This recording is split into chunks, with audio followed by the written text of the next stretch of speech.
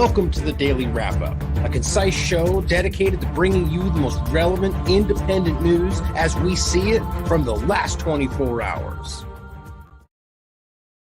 Saturday, June 29th, 2024. Thank you for joining me today. Wanted to make sure I'm out. I thought that was going to happen, even though I muted it. One thing I was going to say to start today was that apparently BitChute, hold on, it doesn't have a mute option that works properly. There we go. One thing I was going to tell you to start today was we are now live streaming on BitChute, and their platform it's brand new, so it's going through the growing pains. Which right there you experience some of those. Even though I was muting it, it was coming through anyway, and it's not letting me update the title. It looks like until afterward. It's saying there's a connection error. Either way, I'm happy to be broadcasting live on BitChute now, so you guys can check us out there. I don't know if I have to re-upload the video afterward. We'll find that out when we're done with the show today. But I wanted to make sure we followed up today. Obviously, there's never a shortage of things to talk about, but because I'm trying to make sure if I'm capable right now, if I'm able with time and everything else, I want to just do nonstop shows for the next indefinite period of time, every single day if I can. I just think it's important right now. With everything that's going on, we're going to start with a little follow-up on what's going on with the website and different things we're going through, which is just a little bit overwhelming at the moment.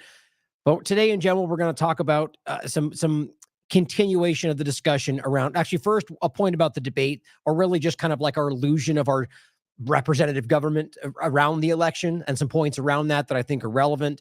But we're going to start with sort of a point about the reality of Palestine, Israel, and the entire situation from start to finish, not just after October 7th, and how important this is, that not just the world is beginning to see this outside of Israel, but Israelis themselves, their media, that article I was highlighting yesterday, are beginning to call these things out themselves. And it's very important to see how much this is shifting. And you could even go as far as to argue that maybe we shouldn't be focusing as much attention right now because the momentum is already there. But I disagree, because I feel that these things continue to be attempted to be manipulated at every moment to try to downplay or lessen the effects it's having on the power structure. And the controlled demolition conversation we had the other day, to try to slowly, lessen the effects of what's happening. And let me actually make sure really quickly that just making sure we are live on there. I just wasn't seeing anybody in the chat. That we continue to talk about this. Because if we stop focusing on what's happening with how many people are suffering, I fear that we'll fall right back into this trap. So we're going to continue to highlight this conversation and show that even the Israeli society themselves are beginning to recognize the history that they've been lied to about, and why that's so important. And one of the things I put in the chat, or really, the title, or the entire title for that matter, is something I mentioned yesterday, but I really wanted to reiterate and flesh out even further.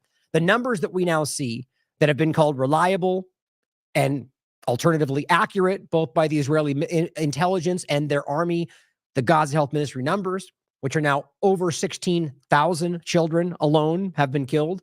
That alone translates to 62 children a day. 62 a day have been killed since the start of this post-October 7th aspect of the ongoing occupation of Palestine. I'm just blown away that alone is not enough to stop what's happening.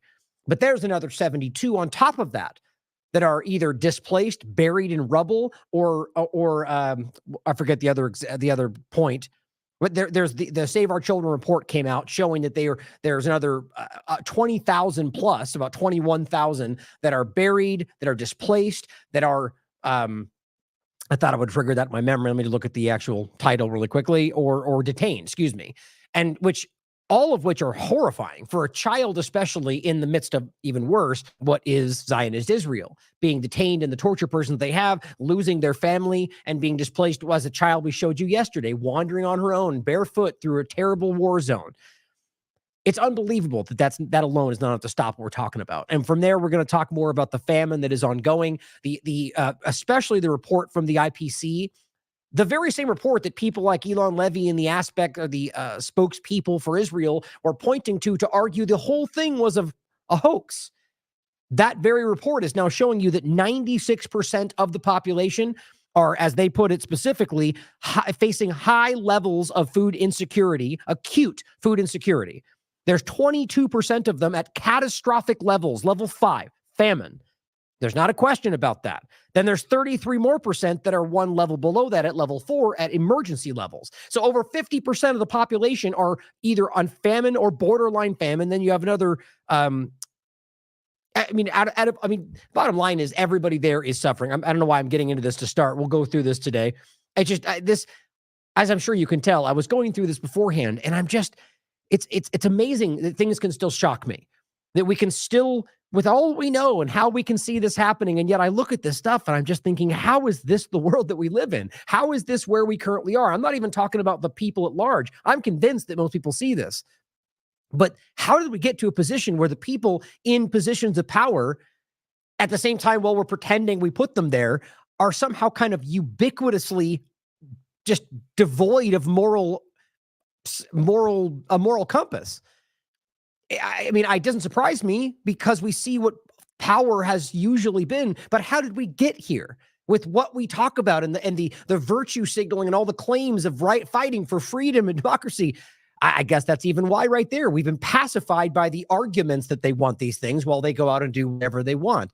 It's a little bit disconcerting. It's a lot of bit disconcerting. And we're also going to talk about the settlements discussion, both Gaza and the West Bank, and what has never stopped.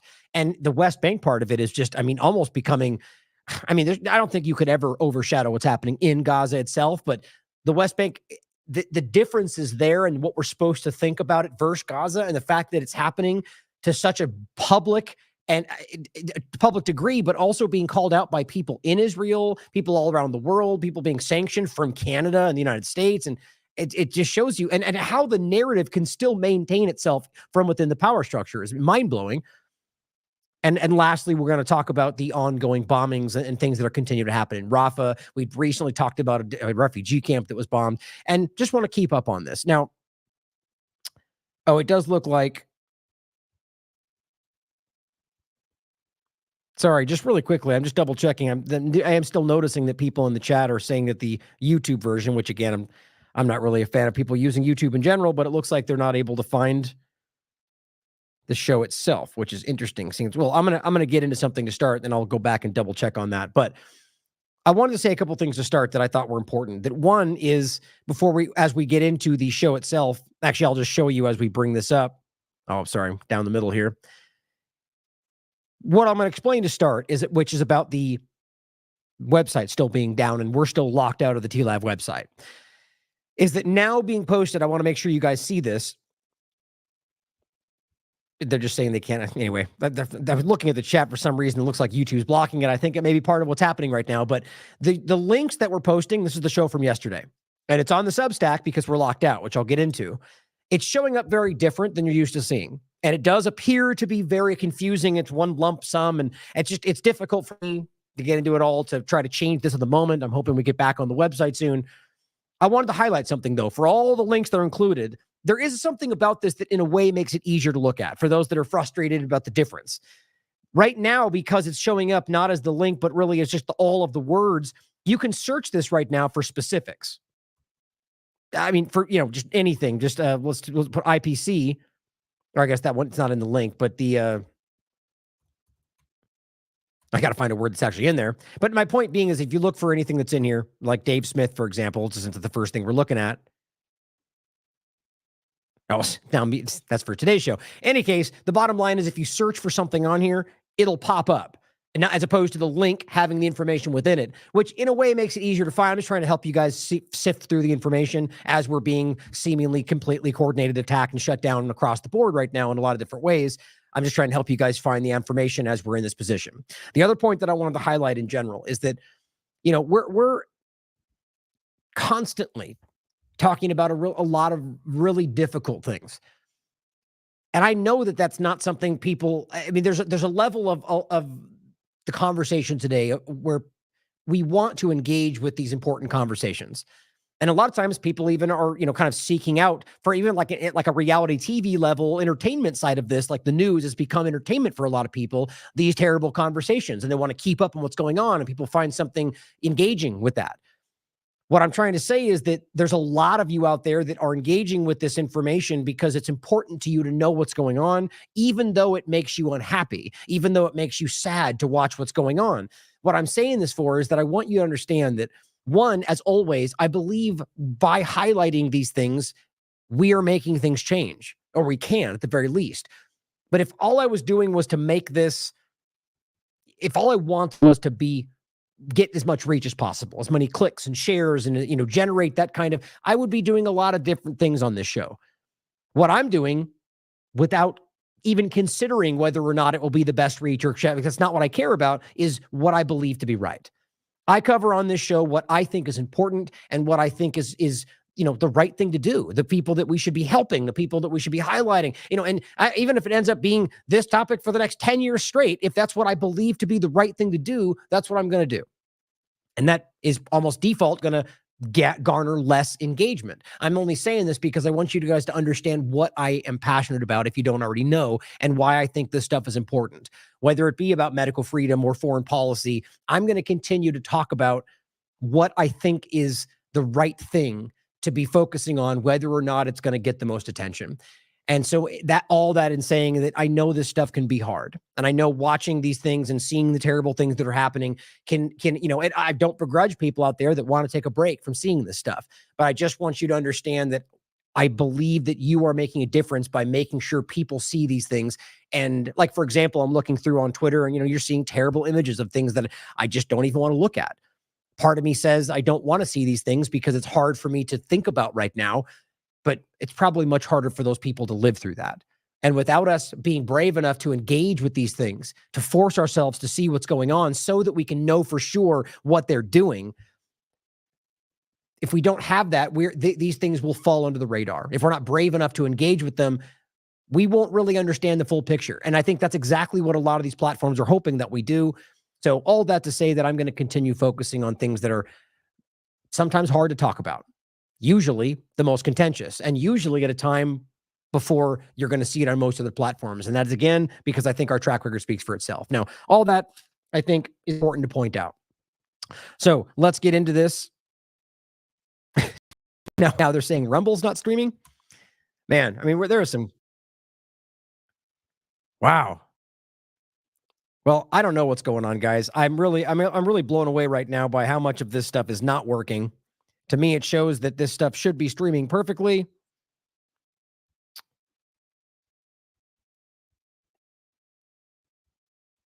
Wow. Okay.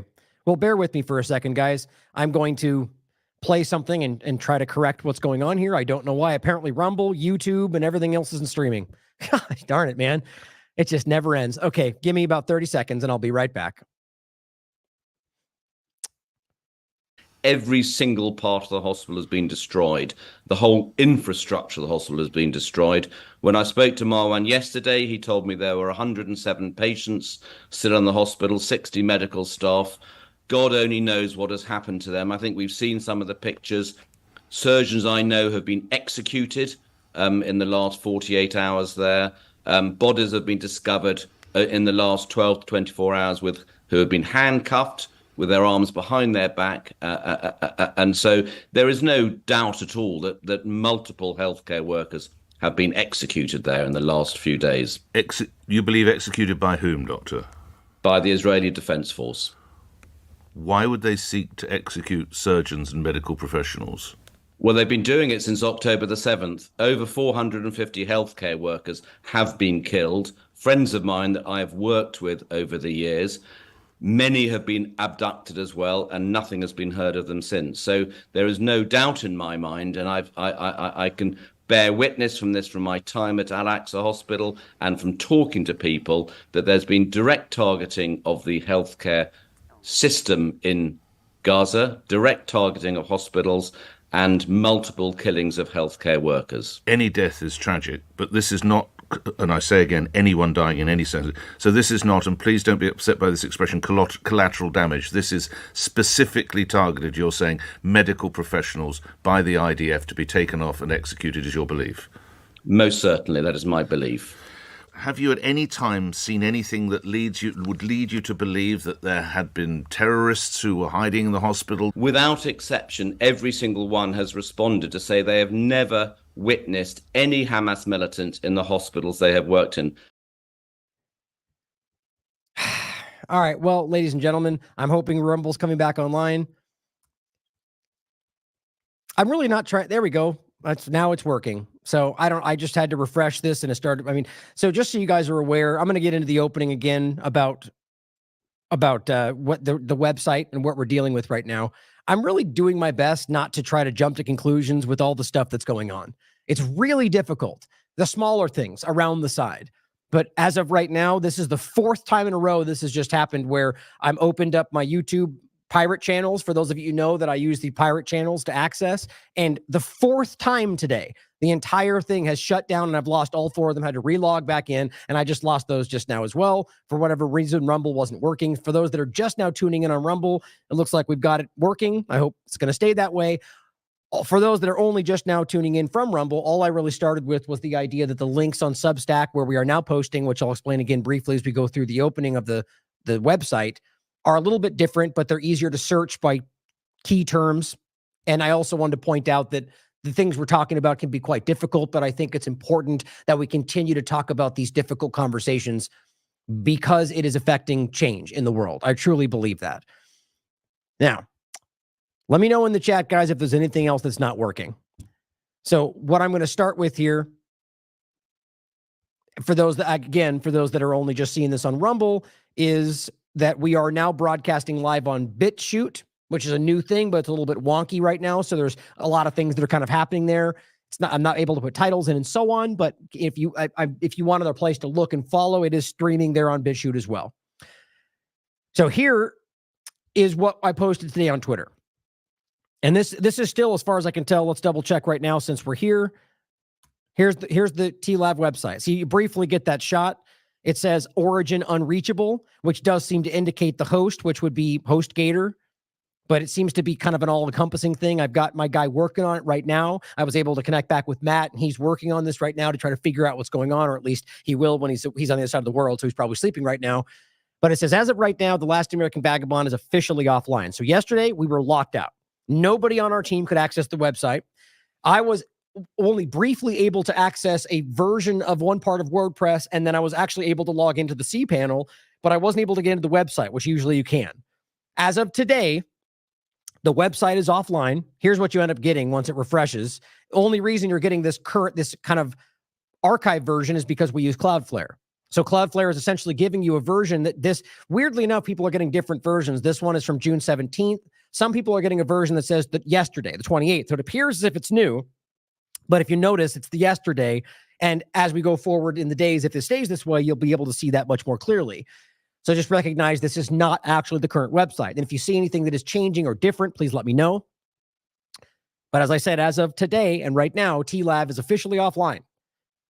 I'm working with someone, as I said, to regain that access. This feels to me, and I can't prove this yet, it very, very well could just end up being some kind of a glitch. That's always possible. But to me, with everything that's happening, this feels like a coordinated attack. It's hard for me not to feel that. And I said, in the meantime, I'll be posting on our Substack. For those that are only just seeing that, we're being forced to post on Substack right now, sole only on Substack because the site is down. I think I might start posting our articles there as if this doesn't come back as well. But it pains me because that's where everything is. That's where all the links lead back to. But right now, at least at the very least, you're able to bring up the website. So the links are still at least showing content that was posted before the 28th, I guess. But at least this one's the 17th. But here's the post to the Substack. So you guys can see that. Here's the one from yesterday. TLAV locked out of website.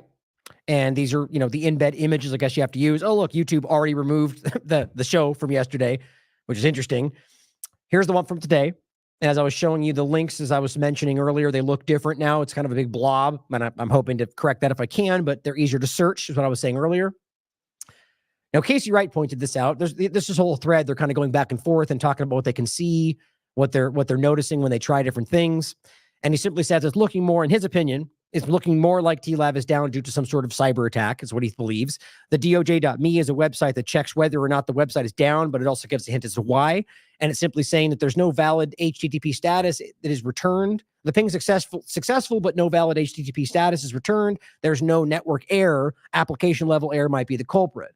So whatever that means to you, it continues to be a problem, and nobody seems to be able to figure out why. Oh, and the other point was, so as of today, the site is down. But as of today, we're not able to access our cPanel either. That really worries me. Neither Matt, nobody, we're not able to access the back end of the website or our hosting side of this. So I don't know how in the world we're even supposed to correct this if we're not able to access cPanel or the website itself through WordPress. I'm increasingly getting worried about this. So I just want you guys to know what's going on. As always, it's not going to, I mean, that's actually why I'm feeling so motivated to do a show every day, is because of stuff like this. It makes me want to work even harder. But I'm very, very concerned about potentially losing this entire thing. And interestingly, right as we're being sued in 3 different ways, all aimed at the same exact thing, or the IRS coming after us for the same exact thing, it makes me hard. It's hard not to see this. Now, I'll pull that back because I just don't know. And I'm objective enough to tell you that I really don't know what's going on, but I'm very worried about what this means. Oh, and guess what? VK, the Russian platform today, might block my account. Temporarily blocked anyway. And it's saying that I have to, access, confirm my phone number, which they already have. So I tried to do it. And guess what? It wouldn't send any information. I still waiting on some sort of ping to my phone number to be able to set this back up. Who knows? Could be another glitch. Interesting how it all happened at the same time. Oh, and don't forget, my Facebook account was also just locked yesterday.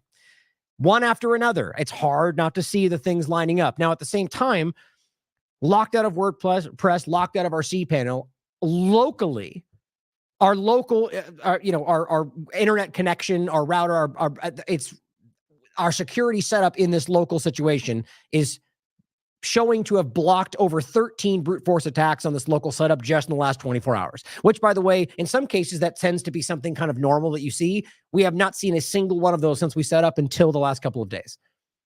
Who knows? Could be anything. Could be exactly what it sounds like. I just want you guys to know what's going on. So all that said, let's get into what's really important, what's going on in the world.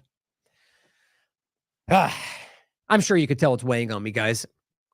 It's difficult because it leaves you feeling helpless, like you can't have an effect on this stuff.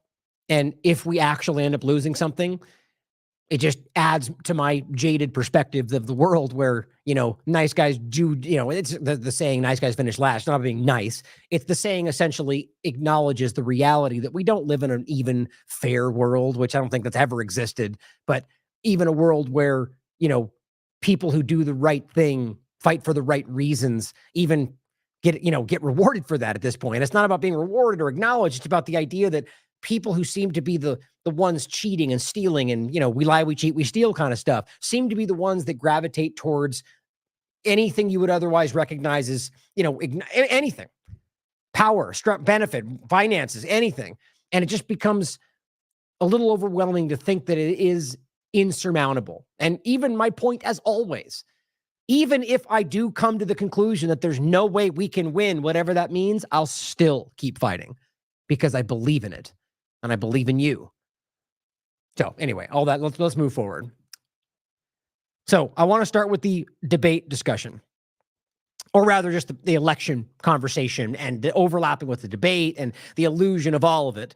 Dave Smith said something interesting. He said, obviously the story of the day is Biden's monumentally, this was yesterday, monumentally disastrous performance, and it should be. But can we take a moment to appreciate how unbelievably awful and cowardly Trump's take on Israel was? He says, seriously, Joe Biden, the lifelong Zionist who is currently funding the assault on Gaza, is a Palestinian? He says, wow, good one, Trump. He had an opportunity to actually take a brave America first stance, but instead, he decided to be every worthless Republican I've heard make the same tired argument for my entire life. Because that's what he is, guys. He says Trump is the clear front runner at this point, and I guarantee if he has a second term, it will be a disaster just like the first one. Pathetic. I appreciate that, right? I mean, whatever you think of Dave Smith, I appreciate that he is saying something. I mean, that's not going to win you points from, I mean, right now he's clearly getting more attention from the right of the conversation. And I like that he's willing to say something like that because, a lot of this field ends up kind of pandering to whatever they're getting the attention from. And I really appreciate that take because I agree, first and foremost, but I think it's frustrating that people can't seem to recognize how petty and small these people are because you choose to support one or the other. And it is. I mean, this is lowbrow, lowest common denominator kind of stuff. Now here, by the way, Syrian Girl points out is him doing this in another context, which I believe I had actually heard, but just so you guys recognize this is another example of him referencing as a negative, rather using Palestinian as a slur, as a derogatory term. That look at a guy like Senator Schumer. I've always known him. I've known him a long time. I come from New York. I knew Schumer. He's become a Palestinian. He's a Palestinian now. Congratulations. He was Schumer, who was a wild, rabid Zionist, who was aggressively pro-Israel, but because he made one step out of line, you're supposed to do that. Where do you think that comes from? very loyal to Israel and to Jewish people. He's Jewish, but he's become a Palestinian. Very loyal to. Congratulations. He was very loyal to Israel. He was very loyal, he said. Israel and to Jewish people. He's Jewish, but he's become a Palestinian because they have a couple of more votes or something. Nobody's quite figured it out. Right. And all he's talking about was that one brief moment where he said one thing out of line, which was, I forget exactly what the context was, but it was basically still support Israel no matter what, but maybe they should pull back on this one little thing. It was ridiculous. And he got eaten alive. And by the way, right back to doing the exact same thing, voting for Israel, sending them all to support. And this is how you get covered. Something's driving that, guys. It's not organic. Now, Caitlin Johnstone had a great point around all of this. She said, it's very revealing how everybody's focusing on what Biden's dementia-addled debate performance says about his ability to win re-election, instead of the fact, when you really think about it, it's mind-blowing that this is not what's being focused on, that the current sitting president of the United States has dementia. And now we're at a point where the apparatus has acknowledged that, or at least kind of tangentially, like he shouldn't run because he's, unspoken problems. And we're not able to stand back and acknowledge, like, hold on a minute, this is the guy that's currently making very serious decisions, or at least we're pretending that's what's happening. That's pretty wild. And none of them are willing to point that out because, as always, they're a bunch of followers and opportunists. But as she says, if you were lucky enough to have missed the debate, Biden was so confused and zoned out that not only did CNN's audience overwhelmingly say Trump won while the word dementia was sent trending on Twitter, but it was also uniformly acknowledged to have been a horrifying catastrophe by Democratic Party operatives and liberal media pundits who are now widely suggesting the president should withdraw from the race. When many of the points made, rightly so, by nonpartisan and partisan alike, is that the media sphere had been very collective about saying there is no problem. Some people, a clip going around now is Joe Scarborough from like a month ago, acting like he was more cogent than ever. It was like better than he's ever been in his life. And now they're all like, maybe he shouldn't run. I mean, it's just embarrassing. This is the same thing we point out about the independent alternative, the mainstream alternative media, where they can be spectacularly wrong about very important things, and it just all keeps zombie walking forward, growing support because it's artificial. Same thing with this. You wonder why these people like Rachel Maddow can still have a very popular show, even though she was spectacularly wrong with Russiagate, with the COVID shots, with everything. It's because it's not real, guys. That's not to say that it's not real people that watch them, but it's very artificial. But she says, but the conversation is almost entirely revolved around Joe Biden as a presidential candidate, with relatively little attention going to the fact that this person is the president right now. Everyone's talking about whether Biden can assure American voters that he has what it takes to be president, and no one seems all that concerned about the fact that he's already president and will remain so for half a year. What this suggests is that people already kind of know on some level, here's the important part, that the president of the United States doesn't really run the United States. That's an important thing. We all kind of think that. It's kind of ubiquitous at this point, but no one, or at least in some circles, that doesn't really get acknowledged because because that gets dangerously too close to, well, who is in control? She says, but are still mentally compartmentalized away from this reality enough to care who wins the presidential election. It's sort of like my point about whether your vote even translates. And a lot of people have acknowledged that at the very least, the system is broken or being cheated. But yet we all still fall dutifully back with the ones involved to doing the same thing anyway. Because what else are we going to do?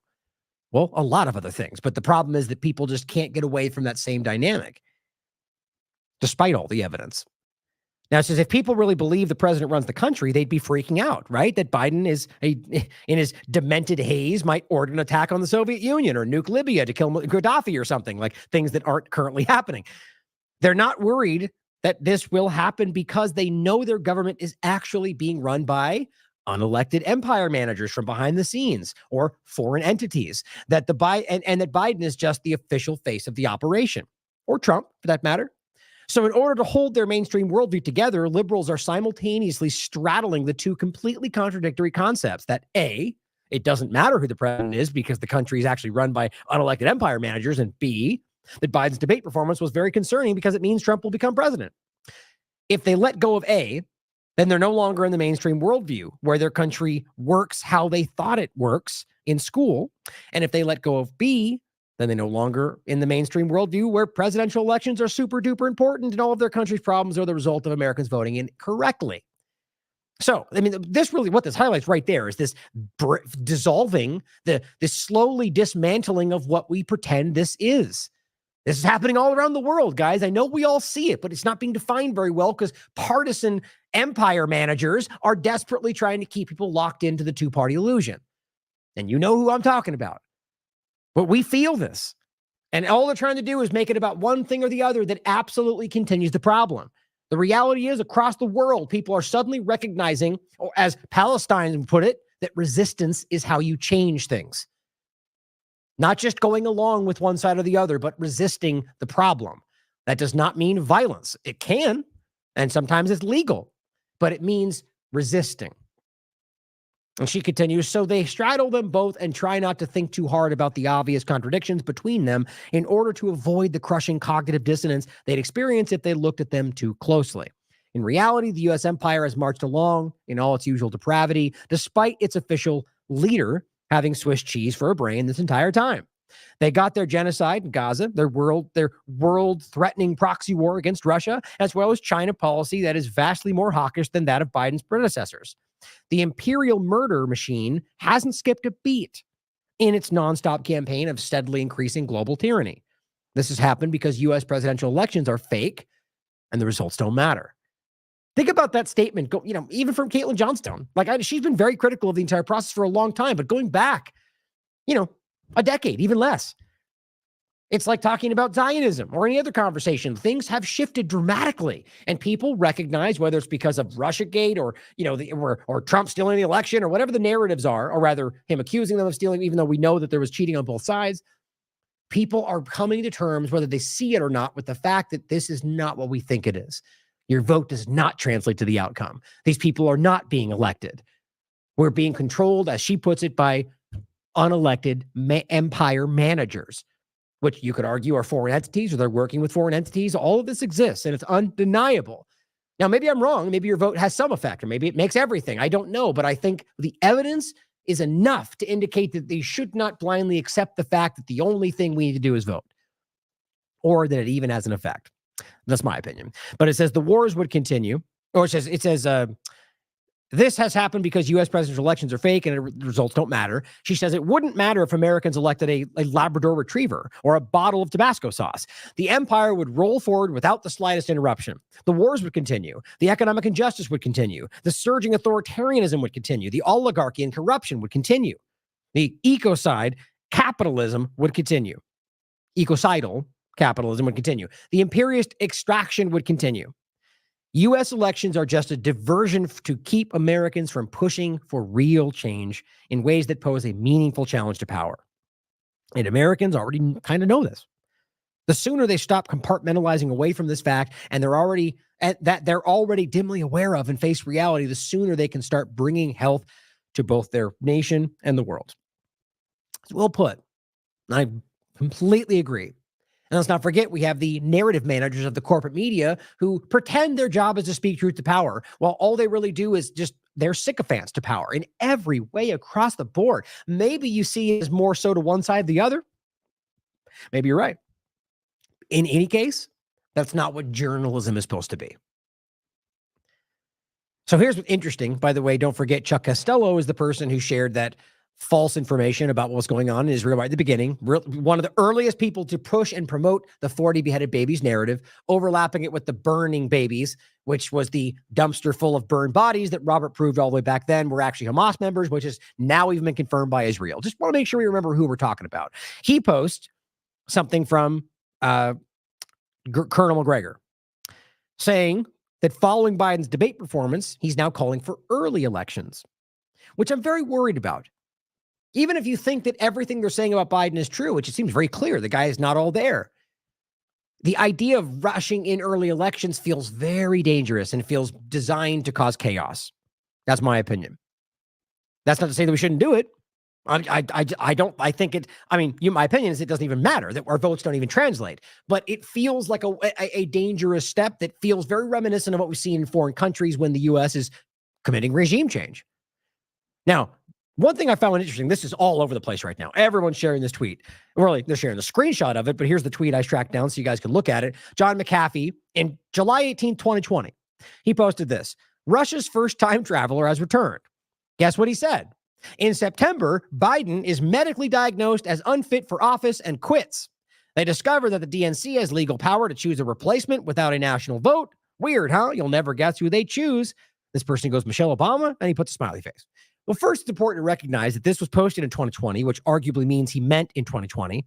But maybe he doesn't. Maybe he, time traveler, was seeing to this moment. So I guess we'll wait and see what happens in September. And if Michelle Obama gets put into place, we have to genuinely start asking whether there's time travel. Interestingly enough, I just think this is something that's on your mind, right? People have talked about this. I mean, my brother, for crying out loud, has been talking about the idea of Biden being replaced by any number of people for a long time. In no way does that mean it's not true. There's valid reasons to consider that point. But it could just be that this is something that is being tapped into. Nonetheless, I thought that was interesting. I'll include that for you. At the same time, it seems like everybody sees something different coming next. Here is what worries me even more. RFK Jr. is apparently addressing the possibility of sliding into the Democrat position. Why does that not surprise me at all? I was almost more expecting something to be an independent run. It would be the, kind of false version of that. But just be aware, guys, if he slides into being the Democrat candidate, in my opinion, that was probably supposed to be the way it went the whole time. But question everything. Now, The Onion put this out a while back. How many people have died? And the answer, that depends on whether you count Palestinian deaths as well. And then guess what?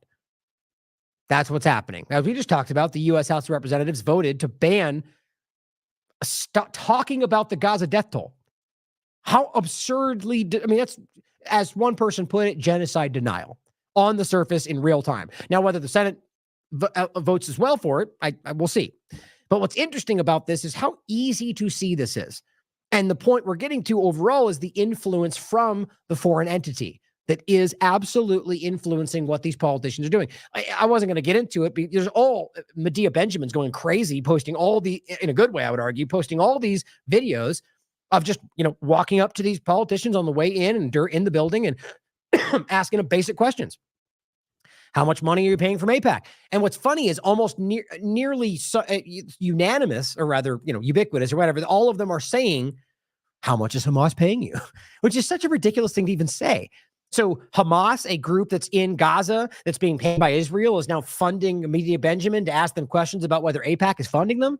How does that even make sense when you think it out? So Hamas wants them to ask how much Israel's paying them? I mean, it's just stupid. But all it shows you is how afraid they are about the question. And so all they can do is go, you're the one. You're getting money from the bad thing, the other side. These are children we're talking about, either children or wildly deranged adults who are in power.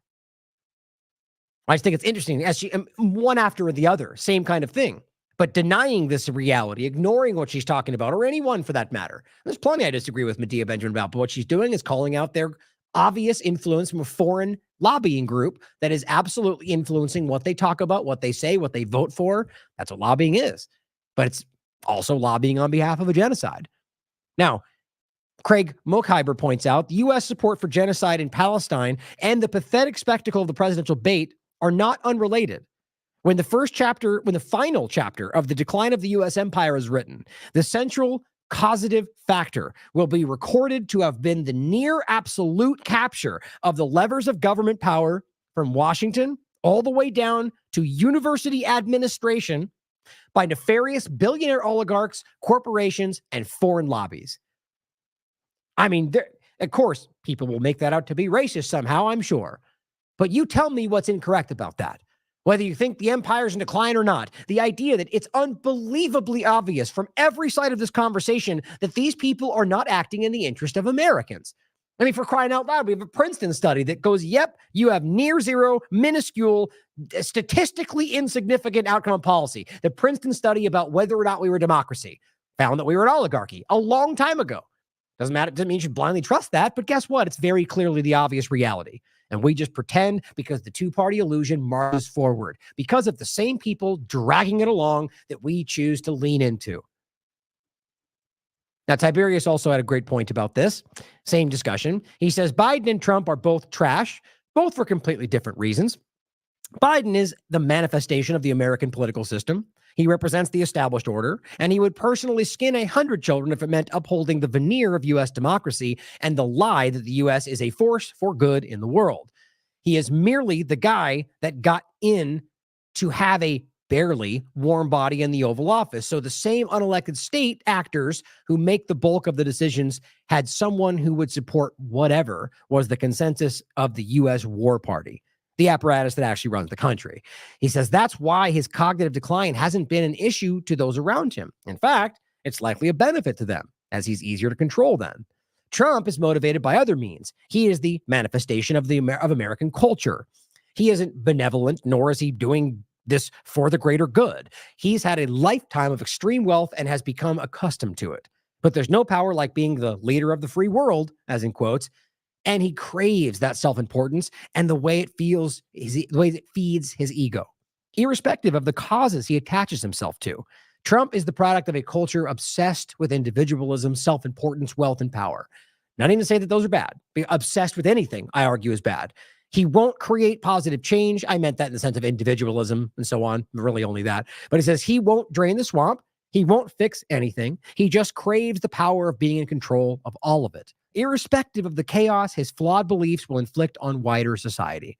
If you genuinely want a better society, this is the point, then neither are worth your support. Neither have much, if anything, redeeming them, and both will continue the same BS imperialism that's destabilizing and destroying the world. You want better? It's going to take an F-load more than voting. In fact, voting isn't even going to help. I know this is hard. I know this is the medicine that you don't want to swallow, but this is the reality of where we are. And I think it's shockingly easy to prove. The world seems very aware of that. We as Americans need to come to terms with that. And quite frankly, I think most of us are uncomfortably aware of this.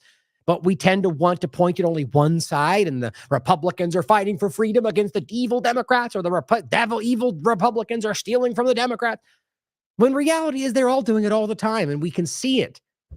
And again, same point, because we choose to listen to people that want to maintain the status quo, even while they pretend they're fighting it, even while they pretend they're changing it, leading you like the Pied Piper right into the new thing. It will continue if we do not stand up and highlight the real problem.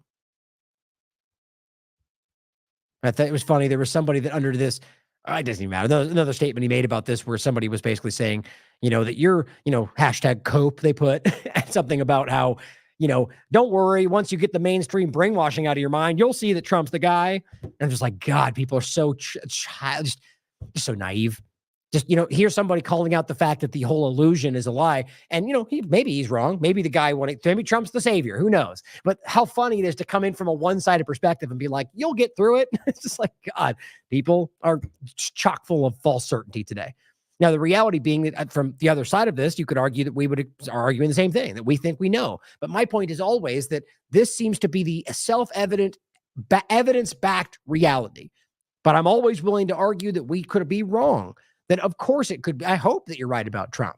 That's the difference. Because most of these people, when you argue and discuss this, if you ask them, could you be wrong? Most of them won't even admit that that's possible, even while it's always possible. Now, talking about the reality of what Zionism is and what it's done to this country and what it's been doing post October 7th and long before, here's a great clip that Abir pointed out saying, why aren't you talking about what happened before October 7th? Right? The long history of what has been going on there that we just pretend doesn't play a factor on the legal act of armed resistance. Here's Phyllis Bennis, American Jewish writer, activist, and political commentator on that point. Oh, hold on a second. Did I not grab that? Guess not. Let me grab that real quick. That's weird. I threw this right before.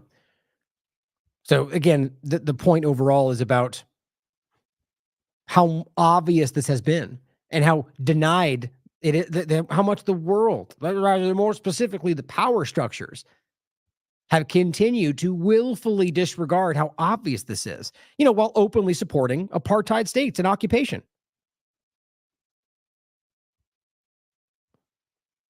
There we go. Very strange moment of history.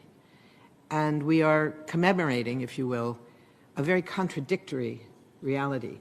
1948 saw the birth of the Universal Declaration of Human Rights and the birth of the Convention Against Genocide. It could have set the stage for an era of human rights in the post-World War II era. But 1948 was also the year that gave rise to apartheid in South Africa and to the Nakba in Palestine. And instead of an era of human rights, we saw a continuation of the era of settler colonialism, knowing that settler colonialism, even though it was under attack, it was being ended in so much of the world through brave struggles across Africa, the Middle East, Asia, Latin America. In this case, settler colonialism was not over, and the Nakba of 1948 transformed Palestine. It transformed Palestinian history, and it consolidated one of the last colonial projects in the era of decolonization. Think about the timing, right? When this was initiated and when South Africa was, the apartheid South Africa became a thing. That's all timed exactly with the creation of the State of Israel and Zionism becoming, giving itself territorial dimensions, as Avi Shalom puts it. Both South African apartheid and the Nakba in Palestine were enabled by Western colonial and imperial interests. South Africa and Namibia are now free, playing an extraordinary role in the world. And now the United States, unlike the earliest stages of the Nakba, but now for sure, the US is the main enabler of the current version of the Nakba, which is underway, particularly what we see in the genocide in Gaza, which is funded and armed by the United States, arming genocide through its provision of military aid, transfer of weapons, and the provision of absolute impunity to the Israeli state for its violations of international law, international humanitarian law, and the human rights of the population. We have already seen in this escalation of the Nakba, we have seen 3 times as many people killed in Gaza, in a very small piece of historic Palestine, than were killed during the original Nakba in 1948. 36,000 people known to be killed, tens of thousands, probably more, buried under the rubble. 15,000 were killed in the period of the Nakba in 1948. 500 villages were destroyed in the Nakba in 1948. In Gaza, we have already seen the destruction of 6 major cities, 8 major refugee camps, and virtually the entire infrastructure of the Gaza Strip, all destroyed. The expulsion and dispossession of 750,000 Palestinians in 1948 in the Nakba has now led to the expulsion and dispossession, in many cases more than once, of 1.3 to 1.5 million of Gaza's 2.3 million people already. and that is underway over and over again on a daily basis.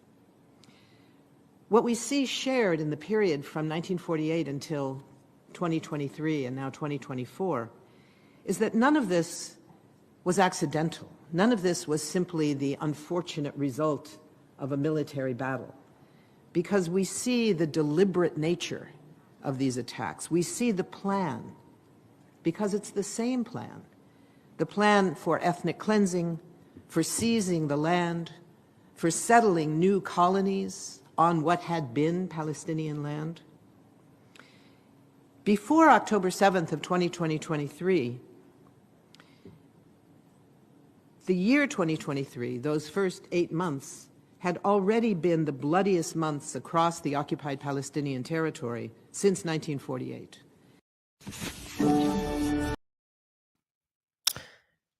It's so easy to prove.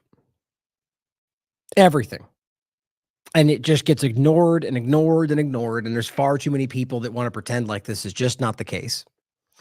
However, here's what Haaretz just put out on the 26th. It's impossible for 75 years to repress a people and maintain a pretty picture. Maybe the time has come to accept the ugly Israel in all of its hues and then find ways to make things better.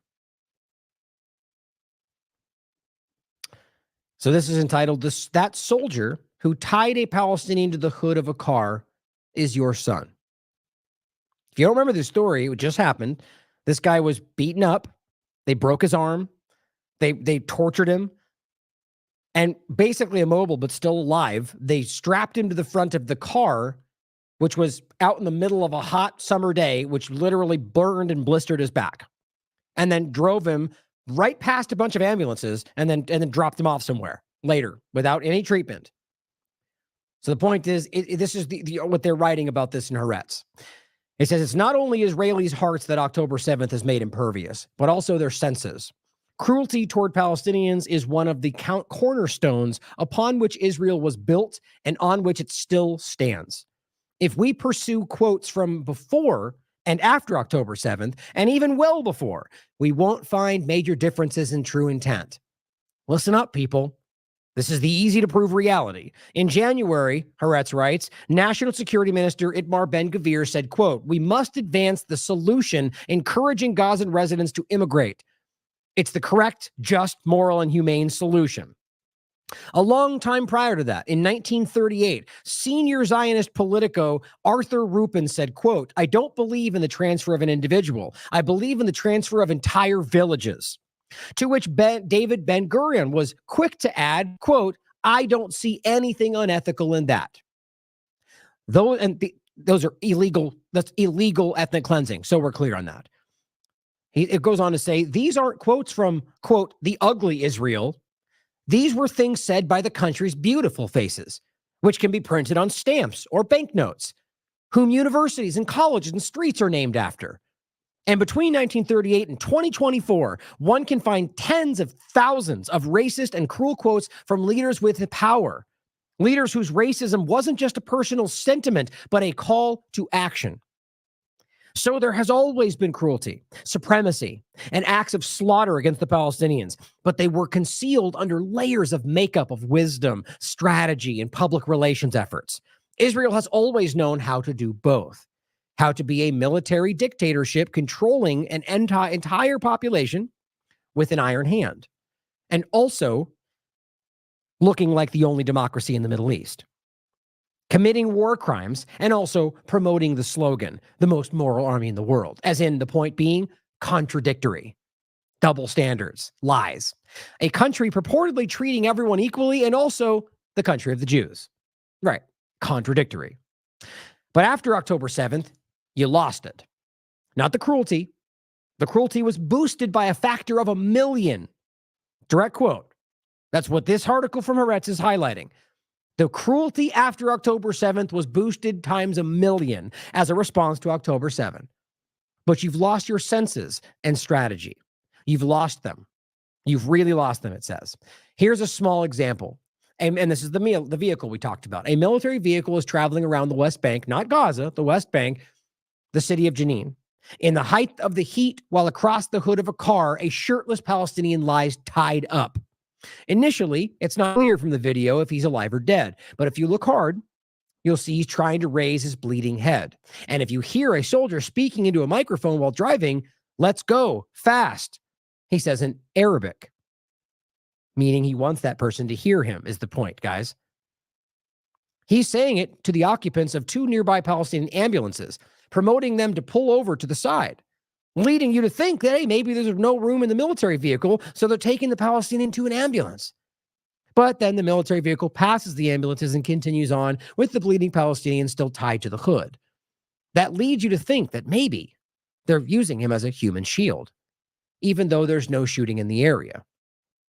It says, I don't know the soldier who was driving. He may be the nice-looking young man at the supermarket who gave up his place in line to the elderly woman. Or maybe the ugly young man who attacked the elderly man at a soccer match because he was the fan of the opposing team. I'm not sure who the young man is, but I'm sure he's your son. The saga of the Palestinian tied to the hood is truly shocking and heart-rending. But it's not why I'm writing this, he says. I don't think this is the time for us to appeal to one another's hearts. The path is impassable until further notice. So it's better to be frank and practical and find other ways. It says, I appeal to you from one mind to another. And the first thing that occurs to me is, why? Why? Forget that tying a wounded person to the hood of a car is immoral, inhumane act. Forget all the superfluous verbiage that the Western world has taught us without explaining to us that these are words which are exclusive to a certain color. Use your senses a bit and think about yourselves, about the hostages, for example. Imagine now that you're a Hamas member in an apartment in Gaza with a hostage, and you see soldiers on television who tied up a wounded, blindfolded person, and they're driving around in the streets with him. Wouldn't it occur to you to tie up the hostage to a hood and drive around the neighborhood that the Israeli army is bombing? It would have been possible to arrest the guy and beat him inside the vehicle where no camera could photograph what is happening, which does happen too. I added that. He goes on to say, it also would have been possible to shoot Al Jazeera reporter Shireen Abu Akleh in the leg and actually convince the world it was a mistake, which it was not. And that even this Haaretz writer is making that very clear. It would have been possible to free all those innocent Palestinians who, quote, only testified about beatings that you could deny, instead of their emerging with severed arms, severed legs, or in body bags. Or maybe the time has come to admit that it's impossible to have it both ways. It's impossible for 75 years to both it's impossible for 75 years to both repress a people and maintain a pretty picture. Maybe the time has come to accept the ugly Israel in all of its hues, iterations, and positions, and then find ways to correct the situation. Guys, the world is changing. People are seeing this stuff, and it is changing perspectives across the planet. The problem is that social engineers and empire managers are desperate to channel that into what they can control. The two-party illusion, other political dynamics that they know will drive you back into the same status quo. I'm hoping that we can do something different this time.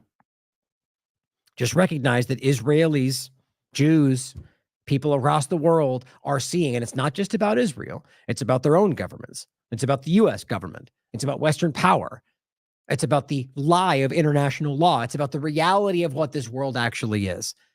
Real change is on the precipice right in front of us, but it's been there before, and we've lost it. I'm hoping that we can do something different this time. Tiberius points back. In 1947, Zionists were called settlers. In fact, they called themselves that. They still do, if you listen to what they're saying. In 1947, Palestinians were called natives. In 1947, the use of force to ethnically cleanse land was known. 1 year later, the Nakba happened. No, it translates to catastrophe. Don't let them rewrite history. This is a settler colonial project born of ethnic cleansing. It still is. And in fact, I would argue the people supporting it know that. Here's a New York Times article from 1947. Palestine Jews minimize Arabs. Sure of superiority, settlers feel they can win natives by reason or force. It's all there. It just matters whether you care enough to look. Now, here is a great thread I'll go through some of. Propaganda & Co. highlighted this. Images from before the Nakba. As they say, pictures tell the story. Simply showing you as we've heard many times from even people like Avi Shalom and other highly respected Israeli historians, that there were, as peace, that there's always conflict in any situation. You'll always find people that argue with each other or have issues with each other, but the general reality was before Zionism, this was a peacefully lived in area where Arabs and Jews and others lived alongside each other. And it's very easy to prove. And the history will shock you compared to what we're being told. Now, you can read through this for yourself. I just think it's really interesting to see how easy it is to demonstrate the lies of the Israeli government, now that even their own newspapers are highlighting. Now, at the same time, we're seeing very, very clear displays of the power structure, including the Twitter platform, continuing to suppress this important truth. I just got this sensitive warning on something that I shared. And it was, as you just saw, a bunch of ultra-Orthodox Jews protesting the fact that they were being forced to join the IDF and openly telling the world that they think, quote, Israel is an anti-Semitic country. Okay. There's nothing violent about that. There's nothing gory. There's nothing sexual. Okay. Well, here's what they said. We put a warning on this message, which, by the way, makes it impossible. It's not just a warning. It's ignored. It gets shoved in a corner where nobody can see it. And even when you click on it half the time, it says unavailable. But it says, we put this there because it might have sensitive content like nudity. Nope. Sexual content. Nope. Violence. Nope. Gore. Nope. Or hateful symbols. Nope. None of that. Unless you consider the Israeli flag a hateful symbol. Maybe we should. The bottom line is these were Israeli Jews who were there protesting the Israeli government making them join the IDF. And the conversation, if you don't remember, the Haredi Jews have had this very clear history of being allowed since the 50s to not have to join the IDF. It's an Ashkenazi, it's basically considered a high level of the sort of Jewish society in this government. It's not an opinion, that's just a stated reality. And now they've said, because I think they're desperate for more people, that they're going to remove that and force them to join the IDF, to which they're all massively protesting. A huge faction of them, or a large group of them within that, I don't know if it's the majority, are ones that speak out about Zionism. And so this is what you're seeing. They're telling you that Israel, because of the reality of Zionism using Judaism for its own benefits, it's not about protecting Jews at all. When you realize the history of Zionism aligning with Nazi Germany and so on, it's easy to prove. The point is, these are Jews that are saying, we know this. Israel is in itself an anti-Semitic country because of that very point. And Twitter blocked it or suppresses it. So I said, how obvious? Well, this point has any of those things: nudity, sexual content, violence, gore, hateful symbols. So I guess it's just inconvenient to Israel and must be hidden. Twitter censoring and suppressing for Zionism. Now, here are more examples of that exact point. It's important to understand this. I'm completely willing to acknowledge the possibility that I could be wrong in any way. But I think regardless of whether I may be missing the bigger picture, it has to be acknowledged that Judaism is not Zionism, and that there is a huge portion of Jews in the world that are starting to call this out. And you can then see the Zionists of the conversation, whether or not they're Jews, rapidly attack the ultra-Orthodox Jews. So if the argument is it's about Jews and people attacking them, how does that line up? So here, Dan Cohen highlights the same point. Zionism is the highest form of anti-Semitism. Here's a clip of a ultra-Orthodox Jew and protesting similar things, anti-Zionism, protesting Zionism and protesting the same conversations. And then you've got Israelis, Zionists, saying, you're, like we saw before, you're an animal. One of them says, go to Auschwitz. So hold on a minute. We're supposed to believe that these are people that are fighting for the Jewish people, and pointing to the Holocaust is the reason we have to have this exist. And then they tell this Jew to go to Auschwitz because he disagrees politically with what they think. How does that not show you it's Zionism and not Judaism? Here's the clip. Hey, look at that. Instagram censored our post yet again. I, in fact, just posted in the chat 30 seconds ago. Instagram, get ready. It's going to be censored. And then boom, just like that. But here's the clip. For the podcast, it says, go to hell. You are not a Jew. You know, to the ultra-Orthodox Jew. It says, you're a Nazi. Shame on you. You go to hell. Go to Auschwitz. Now let's break this down even further. So under the concept of Judaism, from a religious concept, this is an ultra-Orthodox religious person. So adhering specifically to the tenets of Judaism, right? Then you've got a Zionist woman who knows what level of belief she has in Judaism. The point is, it's pretty easy to argue that the ultra-Orthodox Jew is the, kind of the highest level of adhering to the ideas of Judaism. And she's telling him he'll go to hell. Why? Because they don't like Zionism. I just don't know how that can get any more clear. So it's just completely incongruent. It doesn't make any sense. All she's doing is spewing hatred because she thinks this person challenges what they're supposed to believe. Very clear. Go to Auschwitz. There's more than one. You are not a Jew, she said. Unreal. It's all right on the surface. Why isn't that anti-Semitism, right? You've got Jews out here talking about free Palestine, and they go, oh, you're a self-hating Jew. That's what it gets called. But here's a Jew attacking a Jewish person, and that's not. Why? Because they support Zionism. Same answer every time. Torah Judaism, another one of these, a group that I referenced more than once it's a large group in London and in Israel, in the United States, that are actively protesting Zionism and the state of Israel. Here they are. As it said, they posted, anti-Zionist Jews are burning the Israeli flag, and they are in Mia Shirim, the Jewish neighborhood of Jerusalem, which is actually the capital of Palestine. And they're doing this for a reason. Now, these are, again, Orthodox Jews. So whatever you think about what they're doing, the idea that somehow this is the against Judaism because it's against Zionism shows you what you really think. But the reason they're doing this, here's what Mossad posted. They literally posted this on June 28th, yesterday. It says, F this flag, death to Hamas. I mean, they're not even being subtle, guys. So that's not the Hamas flag. There's a flag for Hamas. That's the Palestinian flag. And they say, F this flag. And then I guess they just decide, well, it's a little bit too on the nose to say F Palestine. So we'll say Hamas. So the whole game where they say you secretly mean Jews when you say Zionism, it's just like always, an accusation is really an admission because that's what they're doing. They really think Palestine, but they're not just saying Hamas. Now, I guarantee there are people that say Zionism and mean Jewish people. I guarantee that exists. My point, though, is that by and large, from what I experience and what I talk to, what I can see, most of them are not.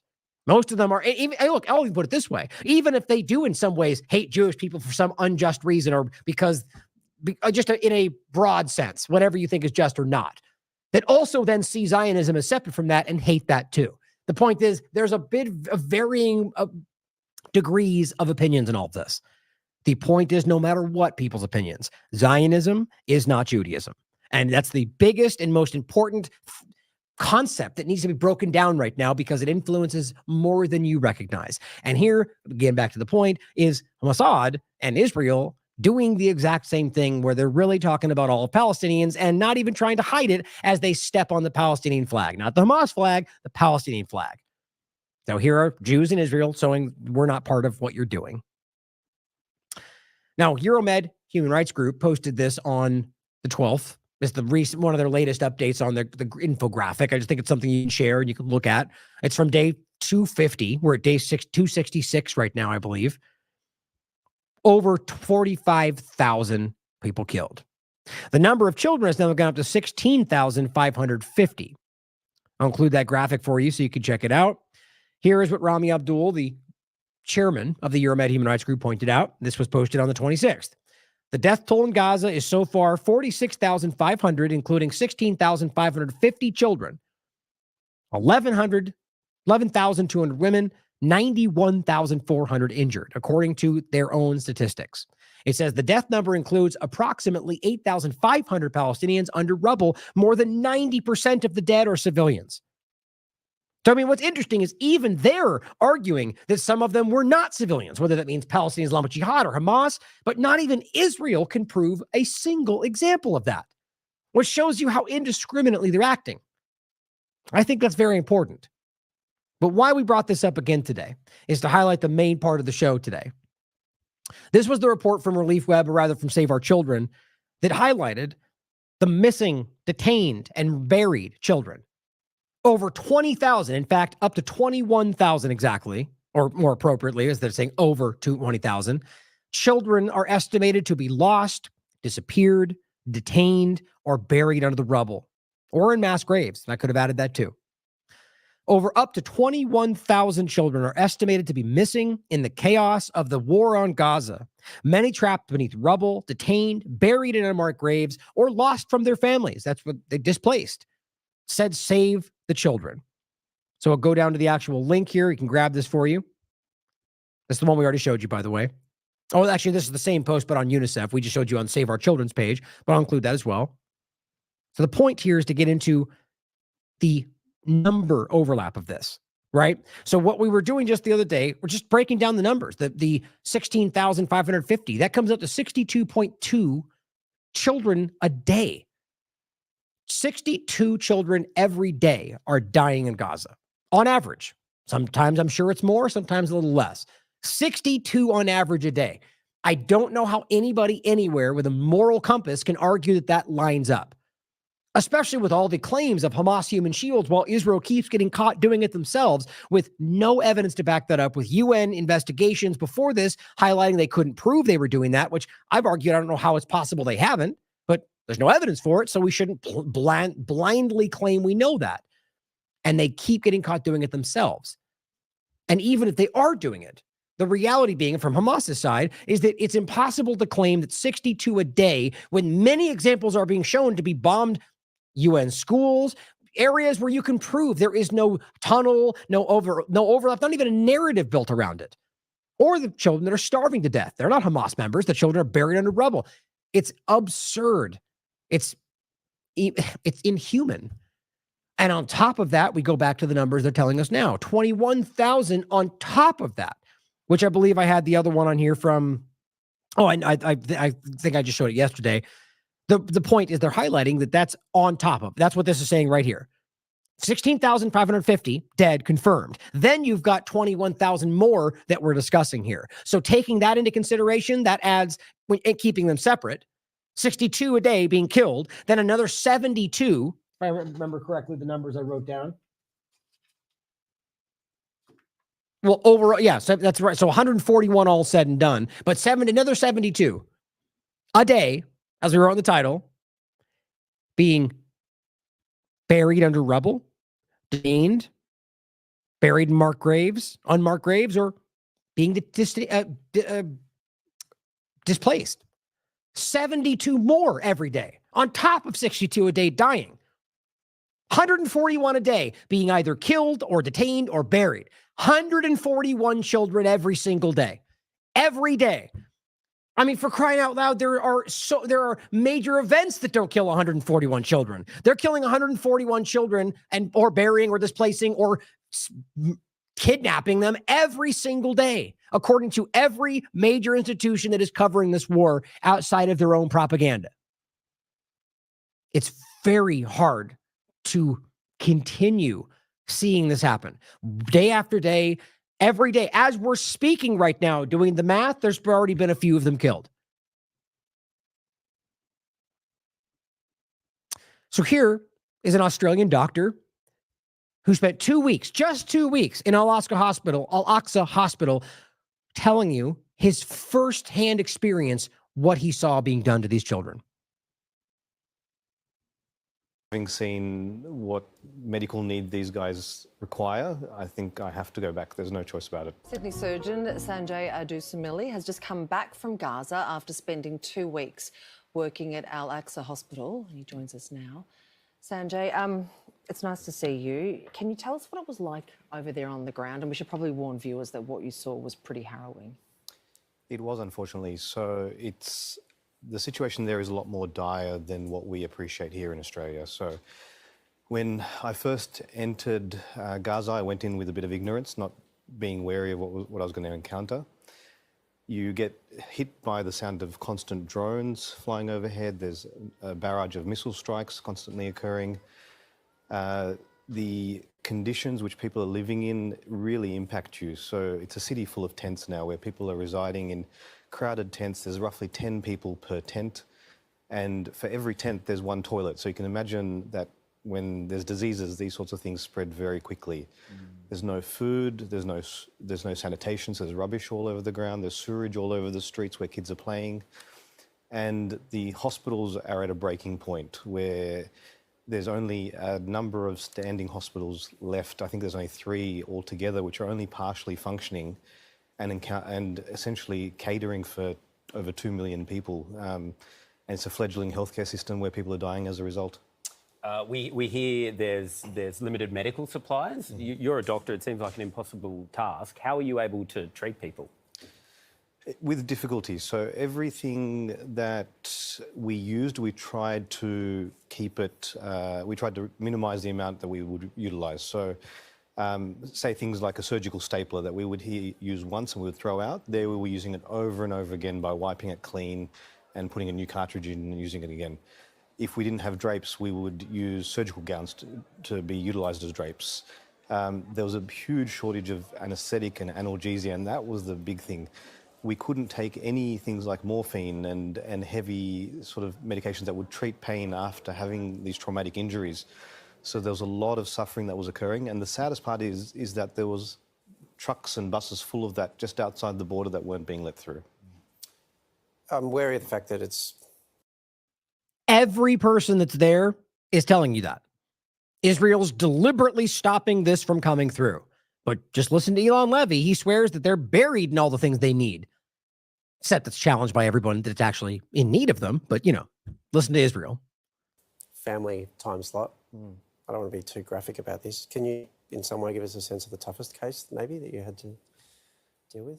Every day was tough, Waleed. It's hard to see kids coming in and essentially kids coming in with missing limbs, and in some cases multiple missing limbs where they've lost both their legs, and they come in with shrapnel injuries penetrating their abdomen, their chest, and there was countless children I had to certify who died. There was one child who I had the most difficulty grappling with, and it still upsets me to talk about him to this day. He was a 12-year-old boy who was at home, which was struck by a missile, and he had a huge penetrating injury to his abdomen, and there was an exit wound through his buttock. He came in with his intestines hanging out, and I remember seeing this poor kid, and I was treating him, and his eyes were watching me, and he had this piercing gaze, almost this wanting for me to save him somehow. And I took him to the operating theatre urgently. I had to staple off bits of intestine because he had holes throughout it. He'd lost his rectum, he'd lost his genitals, he'd lost his bladder, and he had shards of intestine hanging out through his buttock. And I remember operating on him and thinking, am I doing the right thing for this poor kid? Is this kid, if I save him, is he going to have a good life? So we essentially did what we could. We packed and compressed away the bleeding vessels in his pelvis, and I remember having to pick away shards of bone that had shattered and that was essentially dispersed around his abdomen. And there was no intensive care bed, so he had to go back to the ward. He was fully awake. So in Australia, we would keep these children asleep and paralysed until they've recuperated. And unfortunately, that child passed away that night, and he didn't survive, but he survived only on Panadol. So he not only died, he died a death that was horrible, inflicted by pain. And that story, to me, epitomises a lot of the kids that come in. It's just horrific injuries that they come in with. We've seen... Realize what that started with? That was the family-friendly, not-so-graphic one. You realize the first thing I said, family time slot, tell us one that you can get into that's not that. That's the one he told. You can only imagine the bad ones, guys. Unbelievable that this is what our governments are not just allowing, facilitating, funding, arming, cheering on. So much footage of Gaza here. Were you prepared for what you saw? absolutely not. To be honest, I went in there with a lot of ignorance, and I didn't know much about the conflict. I'm a humanitarian. I'm not pro any particular country, but what I am is for humanity.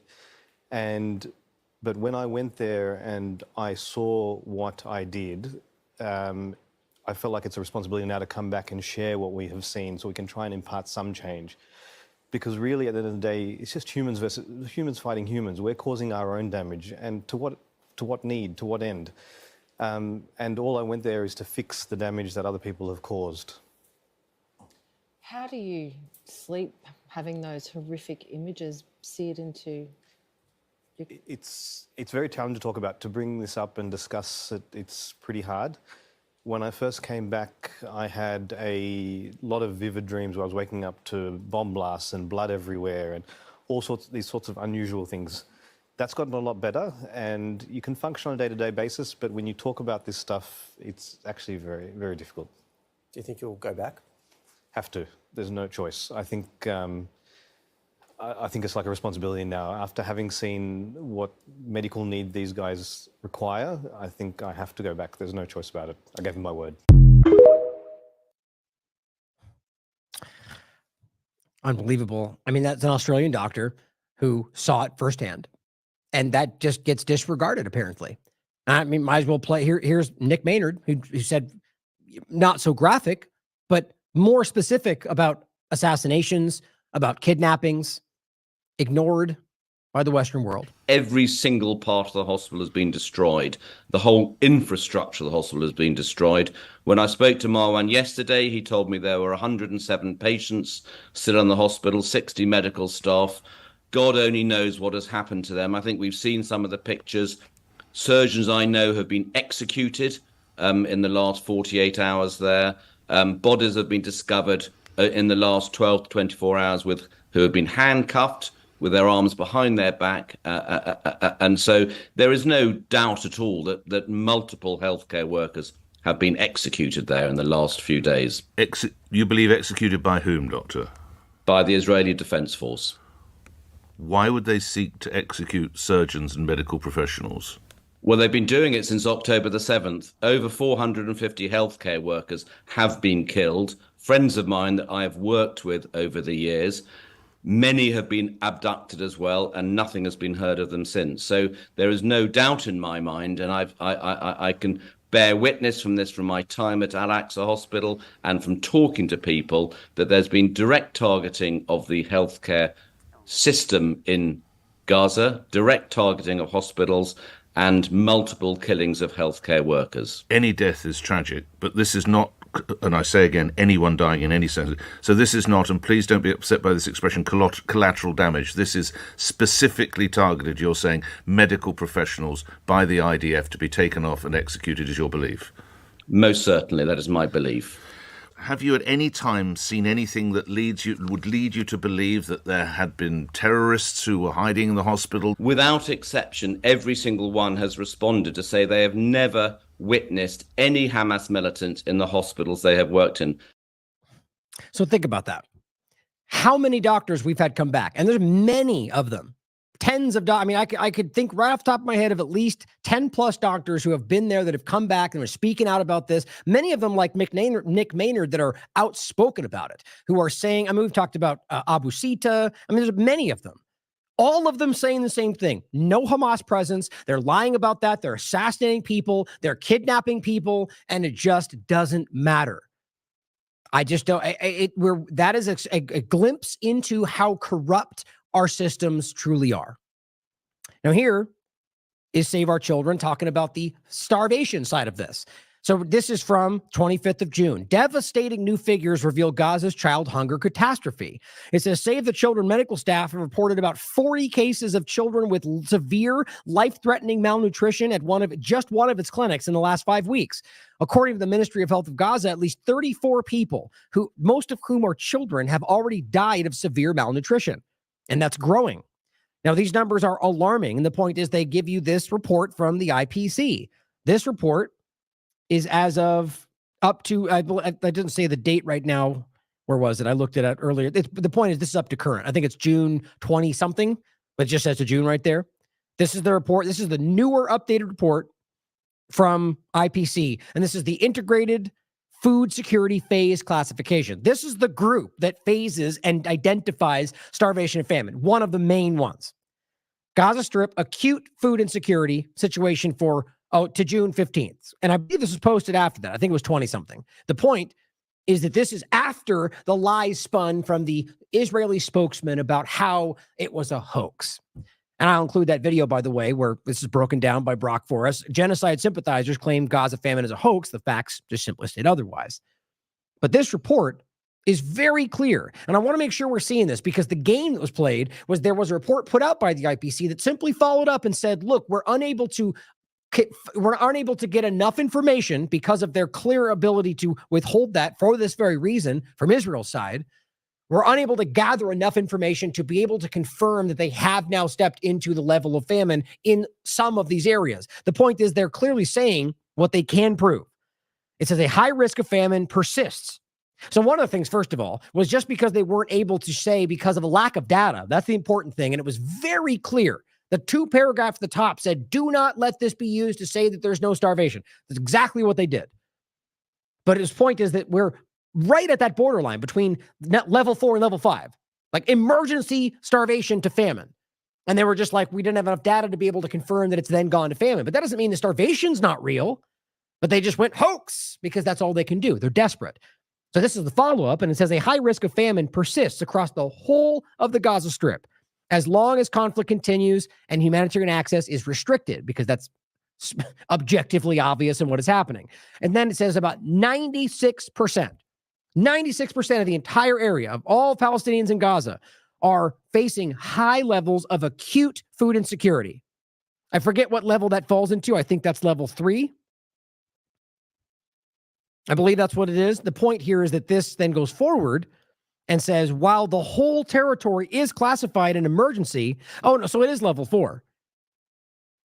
Right, so the entire territory is in what there's level 4, understand, is one step behind level 5, which is famine. So right there, it's telling you the entire territory is classified in an emergency state of starvation right now. That says while that's happening, over 495,000 people, 22% of the entire population, are facing what they're claiming are catastrophic levels. Level 5, that's famine. In this phase, households experience an extreme lack of food, starvation, exhaustion from coping capacities.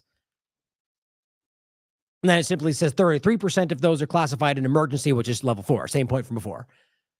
The bottom line is, guys, that this is not debatable. These people are starving. And it's not debatable that they are absolutely doing that on purpose.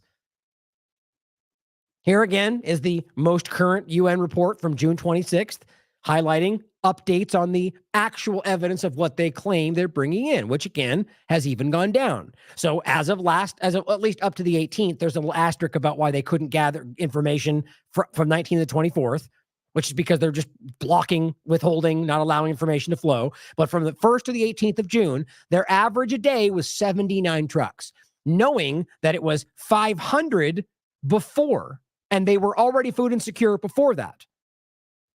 So that was maintaining food insecurity, as always, and not a single day has even gone over average per day has gone over 200. Less than half what was needed to maintain already food insecure.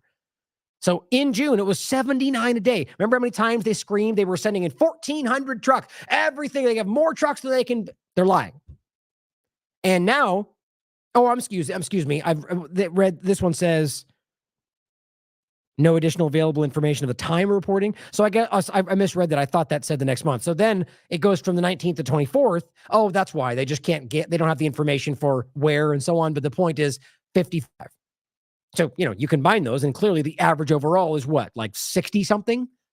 So that dramatically, and all that shows you is deliberate de-escalate, like they're going down.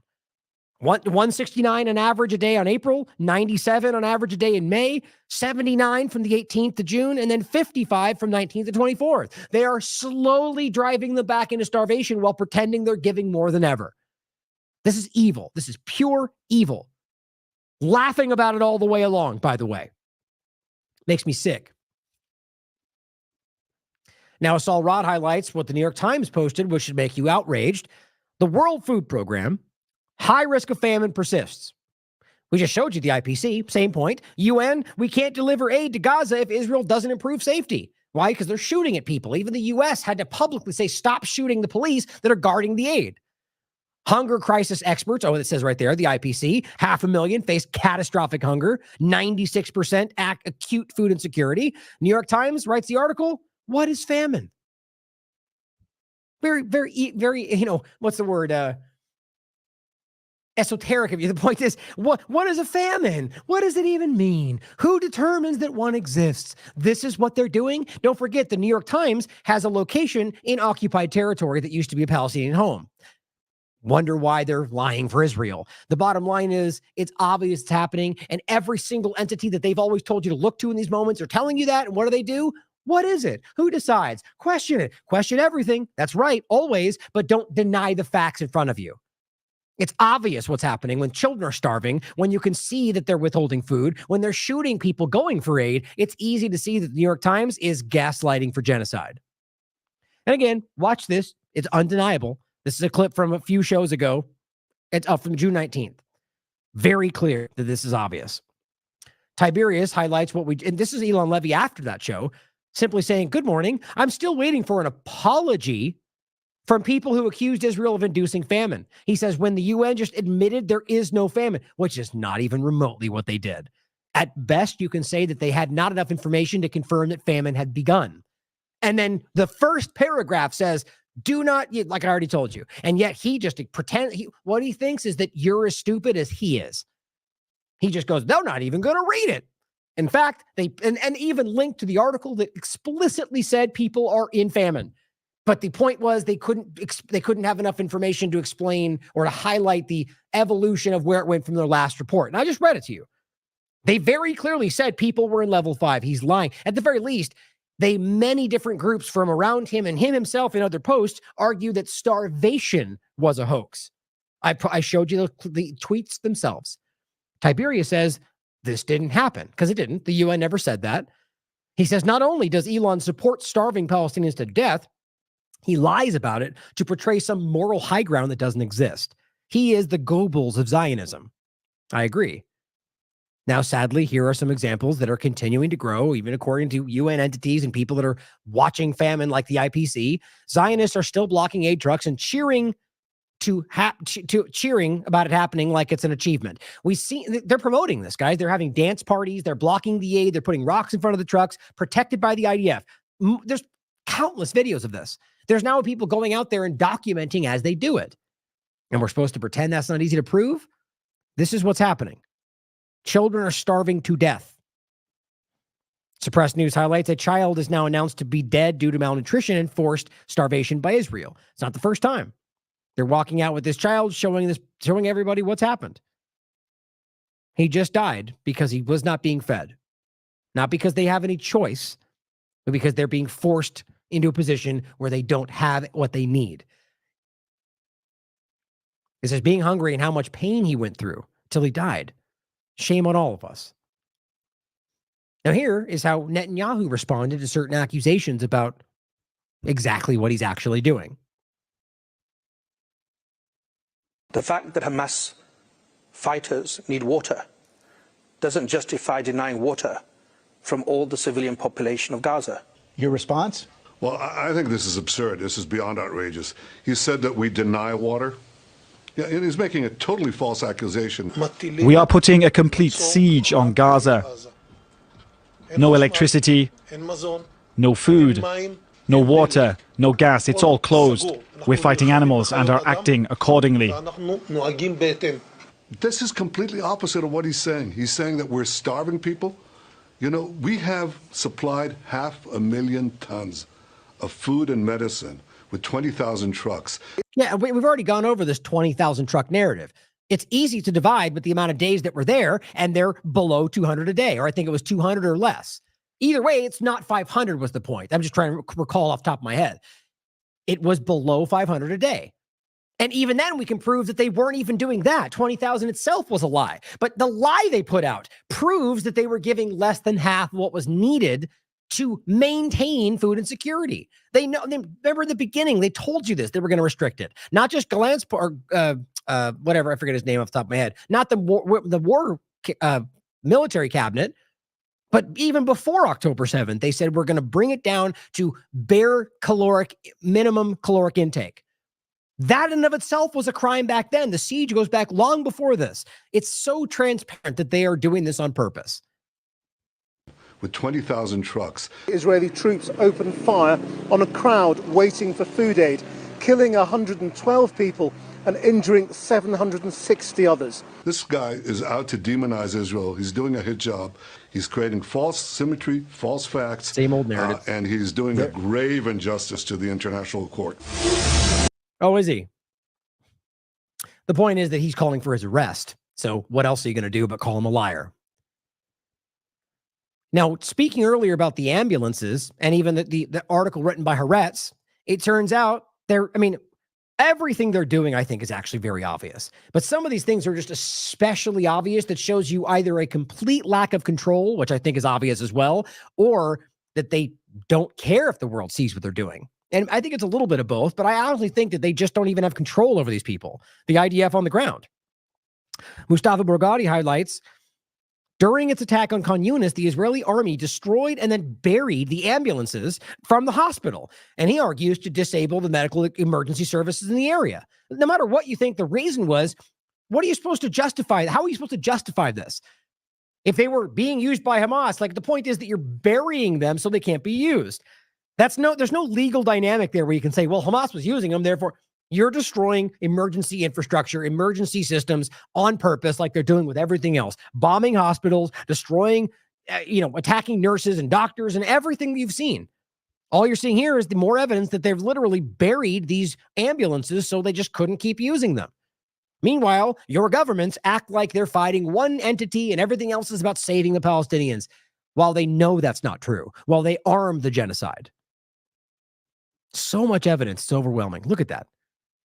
That took time. That took bulldozers to come and get dirt, to bury them slowly. There's no immediate threat of Hamas. It's the same as controlled demolition of buildings. In and of itself proves that it's a war crime because they had to go in to quietly set those bombs. And that would prove Hamas wasn't present. On top of that, we just heard Biden lie in the debate about how he stopped the shipment of 2,000-pound bombs. Why? Because they shouldn't be used in these areas. Well, guess what? He's lying. But that was obvious to begin with because they never even stopped it. They paused one shipment and that went through anyway. But as the Cradle highlights, no slowdown at all to the U.S. shipments of 2,000-pound bombs to Israel. Surprise, surprise. And as Alon Mizrahi highlights, it was revealed that the U.S. gave Israel 14,000 2,000-pound dumb bombs to be dropped on civilian populations in a concentration camp. Can it be understood to be anything other than an extermination campaign? He simply goes back to his older post, highlighting the child that was bombed and killed, found hanging from the building, which I believe, if I remember correctly, was that I don't remember. I mean, it's so disgusting that I even have to wonder if that was the Heinrich Job example or any other number of children that have been bombed and murdered, blown across the building. Just unbelievable. The point is 14,000. While he just publicly told the entire country, or at least the people willing enough to watch that stupid debate, that he did not do that. You think he even knows? It doesn't make a difference, really. They're doing it. And let's not forget, the whole thing that they proved, even though they're lying about it all, is that both the New York Times and Haaretz showed that Israel uses the most destructive bombs, the 2,000-pound bombs, to bomb designated safe areas. All the evidence is always there. You guys know this. It's all right in your face. They're all just lying about it. Now, BM highlights this. He says, insane. They're casually now admitting, as remember, he just said, what is this? Not an extermination campaign. Well, here you are, admitting out in the open on mainstream Israeli media to be implementing what they're calling the Amalek Directive. Remember, Amalek is the biblical reference about destroying, raising the dirt, killing everything, children, women, men, donkeys, animals, everything. That's what they're doing. And more than once, they've referenced Amalek. Now they're calling it the Amalek Directive. And says, and murdering completely innocent people intentionally. That's what that would mean, including little children. Remember, BM is Israeli himself. He's a Jew. He lives in Israel, as far as if I remember correctly. In any case, that's what his whole point is. He's an anti-Zionist Hebrew calling this out, is what his title says. And that's what he has an interesting perspective about some of these things from more internal. And he says, what more proof do we need before the world sees something? Someone has to stop these psychopaths. Now, here's the actual post from Middle East Eye that says, Ilor Levy, the Palestinian affairs correspondent for Israel's Con 11 channel, said Israel forces have so far deliberately killed at least 19 family members of Hamas's political leadership in revenge attacks. Now, again, it doesn't matter what the idea that, oh, well, it's like saying the families of Hamas or of ISIS members. You could argue that they shouldn't be allowed to be what? To be the family members of terrorists, if that's what you think of the reality is, or despite the fact that your government are the ones arming and funding and using them. We're supposed to pretend that we're the ones acknowledging international law. You know, that unarmed civilians, no matter what their relationship to the people you're fighting are not supposed to be targeted. But we know that's not how the game is played. Might is right. A lot of our people in our very country right now saying, like Trump saying, let them finish the job, would cheer it on because they're all bad guys, blindly ignoring the fact that there's a lot of innocent people there. They're literally telling you on the record that they've assassinated family members simply because they're families of the political entities within Hamas. Don't forget, Hamas has been funded by Israel. Don't forget that they made them into a position where they were the government there, which then people were forced to work through them. So there's overlaps that don't even mean that people are part of what you think the bigger problem is. Doesn't matter, though, because in truth, they're just killing Palestinians. But here's what this report says. In a few central areas in the Gaza Strip, it says one of the attacks in the Al-Shati refugee camp, a Hamas leader's sister was killed. He says that he was referencing Ilor Levy. He's saying, you are here with the details of this. He says about the sequence of eliminations in their family, and also with the message that it's being sent through that by Israel. So point being, Israel's the one making this happen. He says, so since the beginning of the war, and in an undeclared manner, Israel has opened up a personal revenge campaign against Ismail Haniyeh, one of the leaders of Hamas. But don't forget, one of the people that I can clearly show you is funded and I think very obviously influenced by Israel, if not protected. It says, as over the past 8 months, Israel has assassinated no less than 19 of his close family members. I mean, right there, that alone should be outrageous to anybody that pretends that they care about international law. So if they're willing to do that, why wouldn't they kill a random Palestinian family that happened to be close to a Hamas member, or people that lived in the same neighborhood, or just because they hate Palestinians? It shows you that they don't have any regard for what they claim are the rules of law that they're supposedly bound by. And they're saying this on the corporate media. Goes on to say, and from the general family, not even the close family, but just the general extended family, there are also a few dozen more. So let's take a look at some of the more noticeworthy, it says, names of our screen. He says, we are talking about his sister. They put them on the screen, for crying out loud.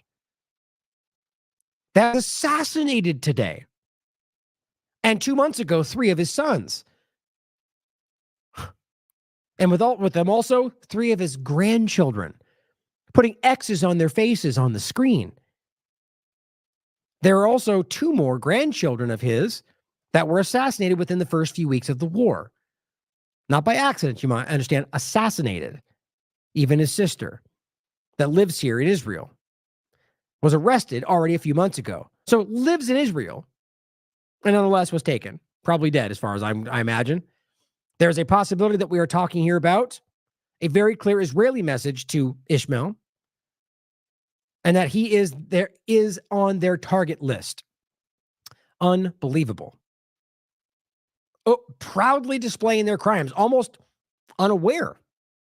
That's what Haaretz was talking about. That's the problem that a lot of Israelis are beginning to see. Right here, this is the video about when you see it, when everybody begins to recognize the crimes that they just can't hide. That's what do they end up doing? They just go, whoops, it was an accident. But, you can all you can be like, whoops, I didn't mean to kill him, and just, not go to jail, right? Apparently only if you're Israel. Pattern of Israel bombing and killing people in Gaza then claiming it made a mistake. This tragic mistake And this mistake in war, a mistake was made. is a grave mistake. Only after there's public outcry. On the 26th of May, Israeli airstrikes killed over 40 Palestinians in their displaced tents in Rafah, an area designated by Israel as a safe zone. What was Israel's response after the global outcry to the massacre and graphic scenes? Netanyahu said it was a tragic mishap or mistake. Israel initially claimed it was targeting 2 Hamas officials but produced no evidence to back up these claims. 2 days later, Israel targeted a nearby area in Rafah again and killed over 22 Palestinians in their tents. In April, Israel killed 7 foreign aid workers in Gaza with 3 consecutive airstrikes on clearly marked vehicles for the World Central Kitchen. Then Israel said it was a serious mistake only after there was global outrage and condemnation of the brutal killings of foreign aid workers, despite the aid group coordinating their movements with the Israeli army. Israel said those who approved the strikes were convinced that they were targeting armed Hamas operatives and not World Central Kitchen employees. Back in March, Israel targeted... So if that's true, mind you, that shows an interesting dynamic where and this is why we're seeing IDF members, I think, resign. We just saw many of them. I think 12 signed that document saying that we're no longer going to fight no matter what. You've got people, I mean, it's the whole society is breaking apart right now because of the psychopathic Zionist leadership and people that support it. I mean, even they're saying that, by the way. Remember that we just heard them talking about getting rid of the extreme government. It's obvious that this is happening in your own Zionist controlled government, and the people that both supported in this country are trying to pretend that's not happening. But what he highlighted there is that these IDF members believe they're fighting bad people. At least that's what they said. And if that is true, what it shows you is that the Israeli leadership is pretending and telling them, no, those are terrorists, whatever. They bomb. Turns out they look back and they're like, whoa, that's what we just bombed. Everyone in the world is telling us those were World Health Kitchen, Central Kitchen workers. And if they have any moral compass, they go, wow, that's terrible. And they realize they're being lied to by their own government, by their own military. It has an effect, unless they don't care. And there's that too. But some of them do. And killed 2 Palestinians on their bikes, and then claimed it had mistaken the bikes for RPG rocket launchers. Don't forget that one. Hananya Naftali was the one that actually altered the image to make it look like a rocket launcher, lied about it, and then I believe he deleted it. Either way, we called it out before it was broken. Before the story was actually shown, we highlighted it and said that's not what that is. Then it came out showing you that it was actually a bike. This guy knows it was a child, knew it was a bike, chose to outline it in a way that made it look like a rocket launcher to justify the murder of children. That's who we're dealing with. Are you seeing a pattern? In February, Israeli forces fired indiscriminately at hundreds of Palestinians seeking aid in northern Gaza. Israeli forces killed at least 100 Palestinians that day, and this became known as the Flower Massacre. According to Al Jazeera's reporter who was at the scene, after opening fire, Israeli tanks advanced and ran over many of the dead and injured bodies. Israel's official statements then said Palestinians died after being trampled in a stampede, and that its forces fired at a number of suspects who moved towards their soldiers. United Nations staff who visited those being treated in the Al-Shifa hospital at the time said the injured were being treated for bullet wounds. In December, an Israeli airstrike killed at least 8... And don't forget, Elon Levy was the one that got caught lying about that. He said, no one shot anybody, no one got fired. And then IDF came out and changed the story, so he deleted his tweet. Lie after lie after lie. And one of the images we use today for the main image was one of the images of a person who was ran over by a tank. That's the woman crying over their loved one. And this, we'll get to it in a minute. It's about the areas that they were attacking that were helping grow food for Palestinians. 86 people in the Maghazi refugee camp in central Gaza. Then the Israeli spokesperson at the time called it a regrettable mistake, and claimed it was down to the use of incorrect munitions. Also in December, Israel killed 3 of its own hostages during armed clashes with Hamas fighters.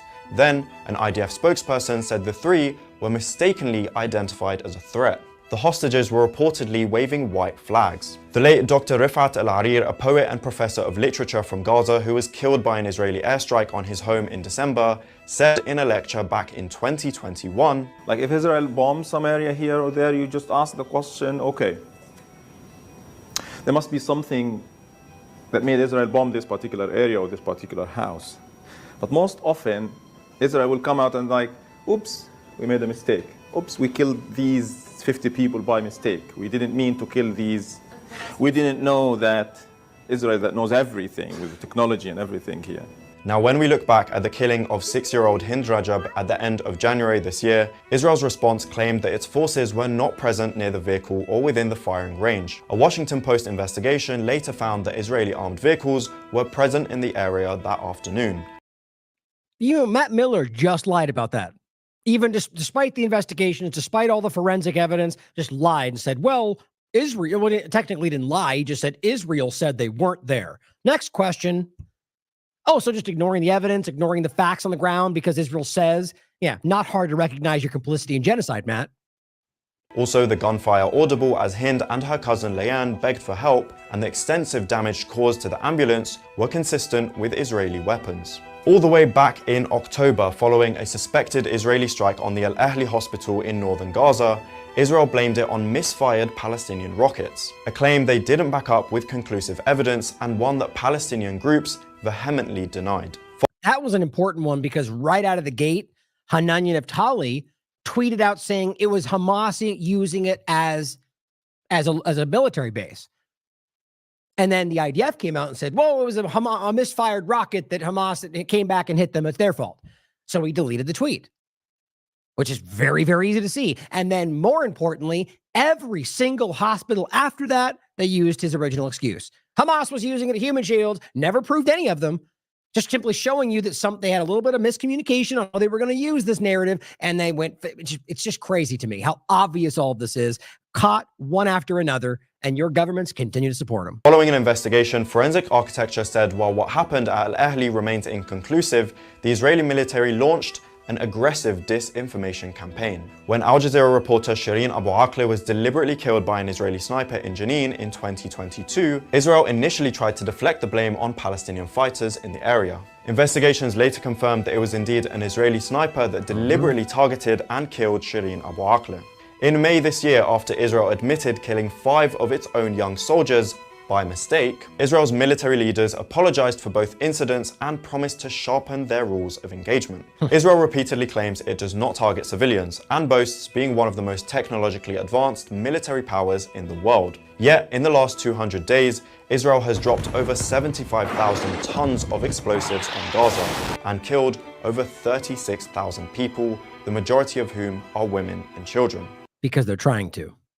And it's about mass destruction, pain, torture, and destabilization and displacement. Many people have not only questioned the Israeli military's competence and rules of engagement, but they're also questioning Israel's intent in its war on Gaza. Israel is now facing genocide charges as its accusers say that its intention to harm and kill civilians in Gaza is deliberate. It's very clear, very easy to see. Here's another example of that. BM highlights this. This is another speech. He highlights this one down here, just showing you what they're really saying. These are leaders in the community. This one says, the straight path is returning to full control of the Gaza Strip. Not just this Gush Katif, but 3, 4, 5 large cities need to be built. We have one Ashkelon to the north of us. 3, 4 Ashkelons need to be built all the way to Rafah. It's just simply highlighting that they're going to continue to try to illegally occupy this area more than they already are, because it is currently occupied. But I'm talking about boots on the ground, specific building of settlements within their already occupied controlled area, which according to international law, international community, 100% Gaza and West Bank are occupied territories, no matter what narratives are screamed by Zionists online. They highlight the next one, which is even worse. It says, in this direction, oops, Gaza was once here, not anymore, we won. Who would have believed 7 months ago, except Daniela Weiss, who was being sanctioned by Canada right now. She's the one screaming about building settlements in Gaza the moment this started, and already has conferences, Ben Gvir dancing with them, telling them they have money allotted for it. It's all very obvious and real. But it says, who would have believed that Gaza would be flat? So are we going to really pretend this is all about Hamas? It's just simply unbelievable. It is something great, something huge that happened in front of our eyes. You know, the genocide where 15,000, 16,000 children have been killed. But it's great. Happened right in front of our eyes. How fantastic, he says. Another unhinged speech, whether that was paraphrasing, he specifically said something great. Another unhinged speech from the Gaza March held on Israeli Independence Day and attended by several members of the government and coalition. So it's not a secret. The speaker, David Pendle, who heads up the Hesher Yeshiva, an Israeli yeshiva program combining military service with Torah studies in Surat, Apparently, Pendle has already, quote, reserved a spot for a branch of his yeshiva in the areas of Gaza. Very transparent. Now here, even the Wall Street Journal is highlighting the true plan. Sanaa Saeed points out they're talking about splitting up Gaza into what she frames as mini concentration camps. At the very least, we're talking about mini secure, like little, whatever you want to call it. Right now, and for a long time, the same people who are saying this is okay were the ones screaming about how Uyghurs are being treated and put in camps and re-education camps, which, by the way, Israel's already brought up many times about Gaza, all of Palestine. And we just, one's okay, one's not, because you're hypocrites. The point is, these are, one, examples that they're going to continue to militarily control this area forever, which is what it says, but also that they're going to place them into special little groups and areas and split them apart. And these are concentrate or just specifically controlled zones that are not about freedom, no self-determination, no equal rights. The post-war vision that sees Gaza sliced into security zones. It says creating geographical islands or bubbles where Palestinians who are unconnected to Hamas, which is apparently just Israel gets to decide who and what, can live temporary shelter. Except it says here, Palestinian civilians could be confined indefinitely to smaller areas of the Gaza Strip while fighting continues outside. Oh, but don't worry, Netanyahu swore you can go back to the north when it's all over, right? Except that was never the plan. And here, we're going to put you in a small area up in the south where we already designed to put you. Well, we're going to already beginning to build in the north, which nobody's talking about. This says Palestinians who are ready to denounce Hamas could register to live in fenced-off geographic islands located next to their neighborhoods and guarded by the Israeli military. Yeah, that's starting to sound more like a concentration camp, isn't it? This is a controlled area where they're militarily held. This is not, I mean, this is far more severe than what we're talking about now. Why? I mean, the entire international community understands that it already is illegal. This is just on top of that an insult. Here's the article yourself you can read. Tiberius highlights Israeli Minister of Finance Batil Smotrich has announced, did he mistype that or is that no, I think that was, let me see. See the name real quick. See what comes up.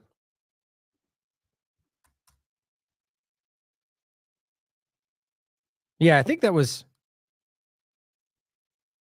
Oh, I guess so. Yeah. No, it does say Smotrich. I thought that was mistyped. So anyway, it says Batil Smotrich, or assuming there's a name that's not coming up. Simply the point is, has announced that Israel will establish a new West Bank settlement for each country, I think it's Smotrich, that recognizes Palestine. He says, this is how effing psychopathic Zionists are, punishing their victims because people are trying to help them. So all they're saying, and it's also bribery. You're simply saying, hey, if you want to support Israel, and basically, what it's saying is both ways. So what his point is that any country that recognizes Palestine, they're going to establish a new West Bank settlement in their name. So we're going to occupy legally more territory because you want to help them, right? But you're essentially then the people that are willing to support what they're doing will also benefit from more locations to move into. It's just, there's on the surface, everything we know is illegal. They're promoting, praising, cheering. Now here, as we showed you briefly the other day, this is B'Tselem, the leading human rights group for Israel. This morning, civil administration personnel came with military and border police, escorts, and 3 diggers to the community of Kirbet Al-Kir in the South Hebron Hills. They demolished the homes of 2 families, leaving 24 Palestinians, 15 of them minors, homeless. This is all illegal. There's not even a stretch about this. There's no part of this that is not internationally roundly acknowledged to be illegal. This is colonial. This is settler colonialism. This is the ethnic cleansing. This is occupation. It's what it is. And even the United States has made this clear. Maybe say Pompeo pompously pointing out that this was not really illegal, except that it's explicitly illegal according to everybody in regard to law. But this is all happening in front of you. This is June 26, 2024. They're kicking people out of their homes because they want what they have, with the land anyway. area where they were already displaced to. And because they denied them permits for the last 50 years or however long it's been, they just go, oh, now you got to move again. And then they make them pay to demolish their home. This is easy to look up. Half the time with all their stuff inside of it. But, democracy, right? That's the West Bank. Now, here is an example of what they're doing that a foreign little podcaster, I guess, or somebody doing some kind of filming was there and ended up filming them doing this. It says the growing violence of the settlers against the residents of this one town they're talking about, it's south of the Jordan Valley, with the support of the army and police, has received a sharp expression in the recent days. Now, this is written in Hebrew, but I'll let him speak for himself.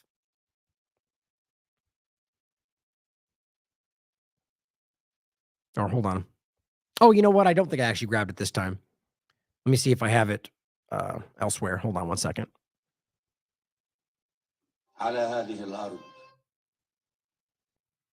Interesting. I almost swear I grabbed that. Hold on.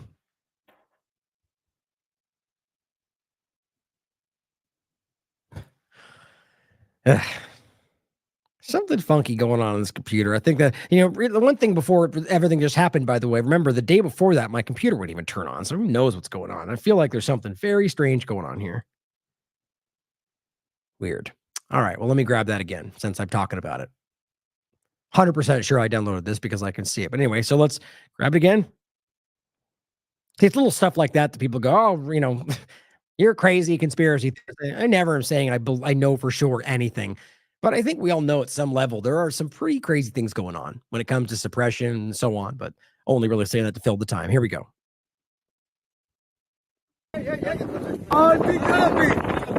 There are some settlers, there are some soldiers, and here is a person who is both a settler and a soldier.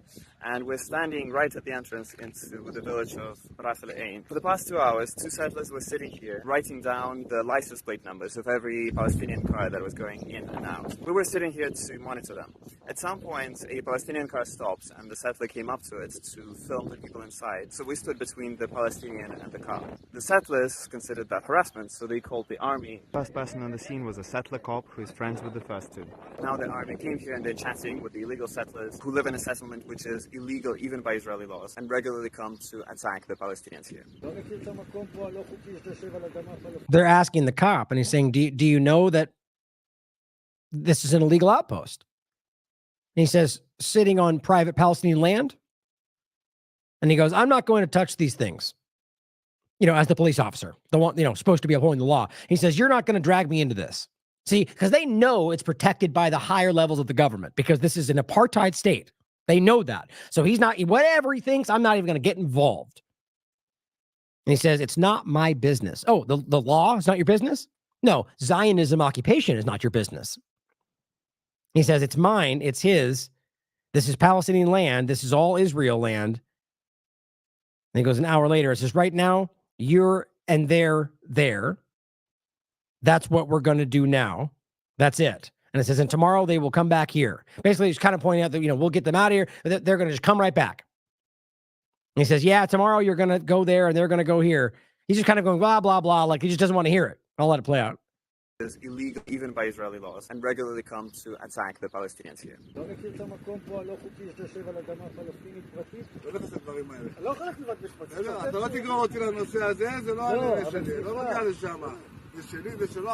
Imagine going to the police for help and they're like, yeah, I don't want to hear it.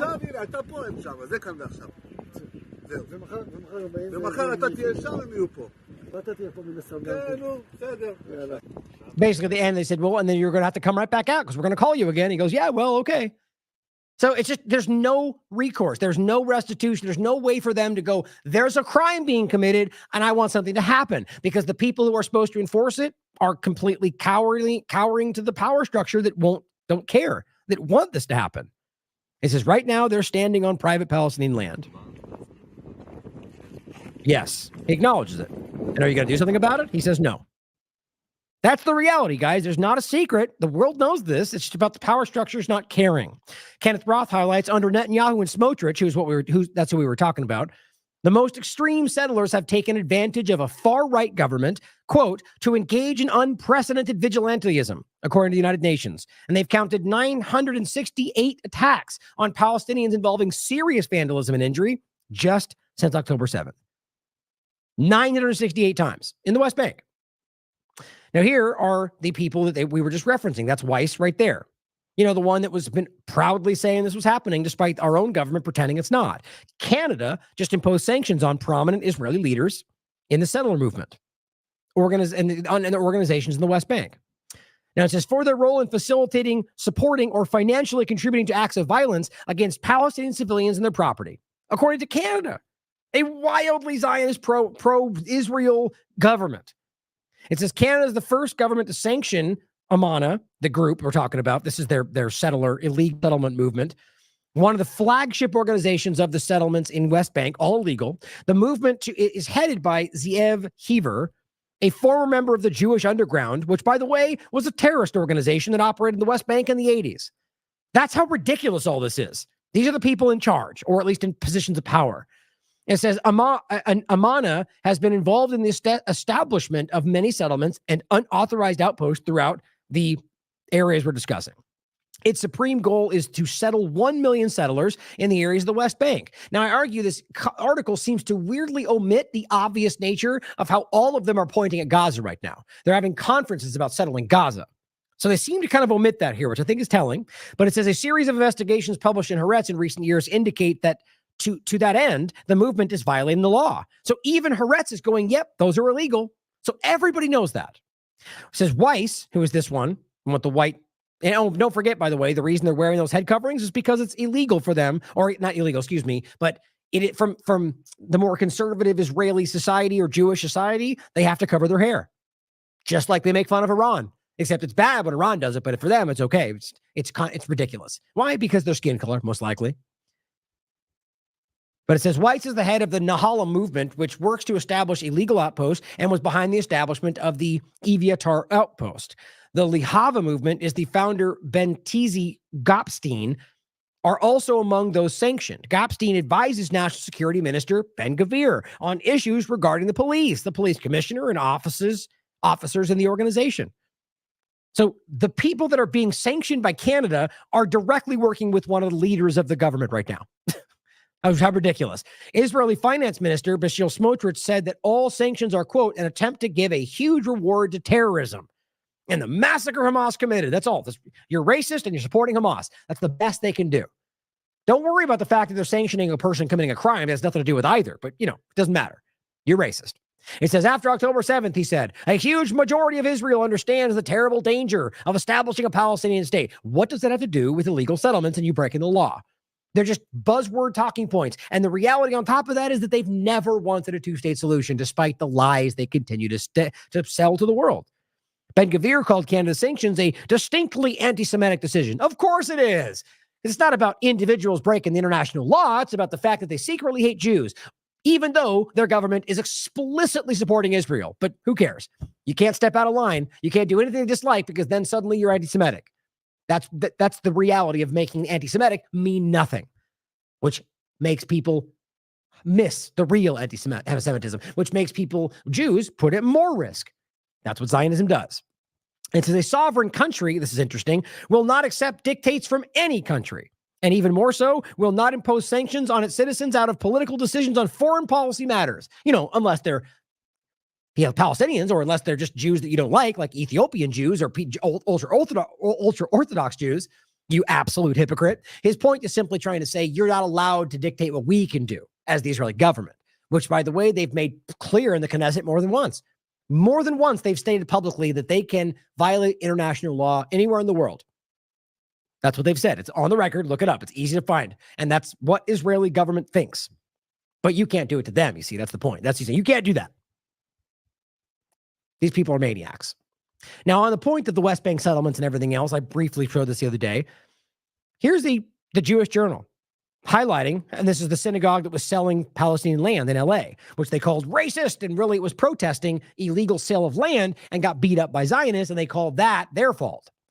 All this was actually proven even by corporate media. The video is self-evident, but lies, of course. Real estate in Israel. No, it's in Gaza. It's Palestine. But simply highlighting the comparison. As they said, birds of a colonial feather flock together. Look at this. Indian land for sale. Get a home of your own. Easy payments. Possession within 30 days. Find lands in the West. Who cares that you're stealing it from the natives?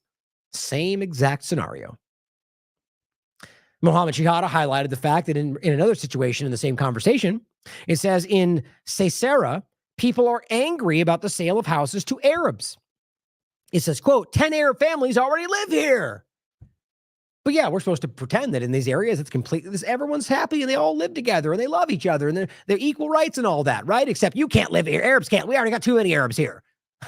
It's right on the surface of everything. And it's so, if you know that Ethiopian Jews feel they're treated as secondhand citizens, imagine if you're an Israeli Arab.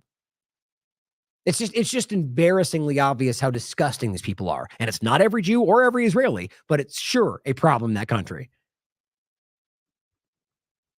Now, this is what is continuing to go on in Rafah and pretty much everywhere else in Gaza. This is as of yesterday, Israel's burning tents filled with displaced people in Rafah on the coast.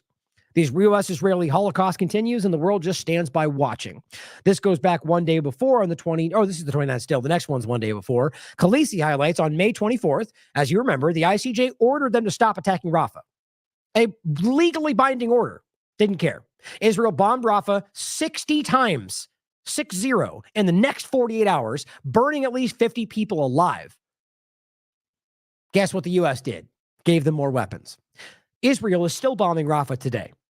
That's today. That's right now. Netanyahu, Biden, Starmer, Sunak belong in The Hague. 100% agree. Yanis Tarawi highlights, and this is as of the 29th as well, in Shakush area of Rafah, 14 Palestinians were killed. While in Shujaya, which we just talked about, which is just one more area where they seem to be bombing and children are dying is everywhere, 10 were killed.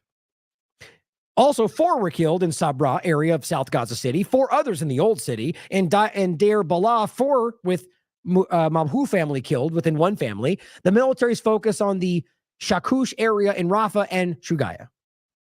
Bombing, killing people. No, not even conversations, not even lip service anymore about whether Hamas was there. Long as nobody points at anything, they just murder and don't even say about it.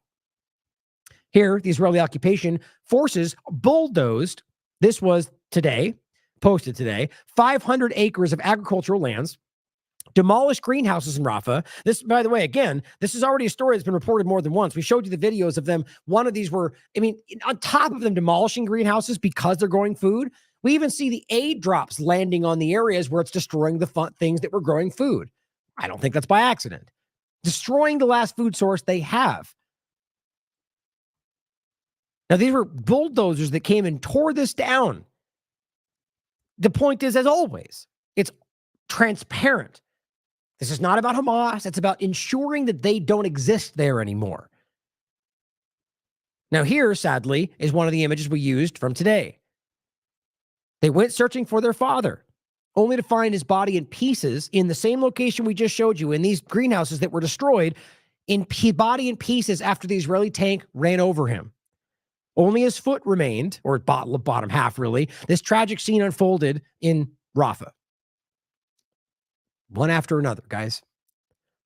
Here, Abir highlights today an Israeli vehicle with a bumper sticker that says, "Finish them." But Netanyahu's the problem. Don't forget, right? Finish them. That doesn't mean Hamas, guys. And here, just so we're clear, here is Nikki Haley.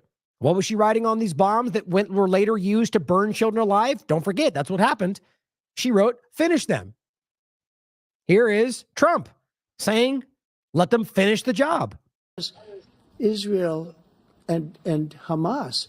Israel's the one that wants to go. He said the only one who wants to keep going is Hamas. Actually, Israel is the one, and you should let him go and let him finish the job. He doesn't want to do it. He's become like a Palestinian, but they don't like him because he's a very bad Palestinian. He's a weak one.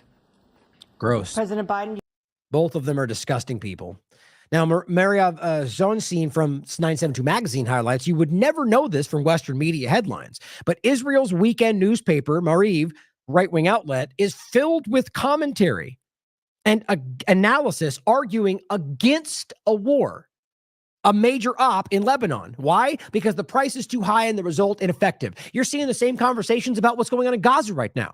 Their own apparatus, their own propaganda system is rather just a network of newspapers and which they can influence and manipulate, are coming against the war, against their operations, calling for a ceasefire, telling them they shouldn't go to war with Lebanon. All of this is being challenged by the Western press and what Israel is pushing them to do.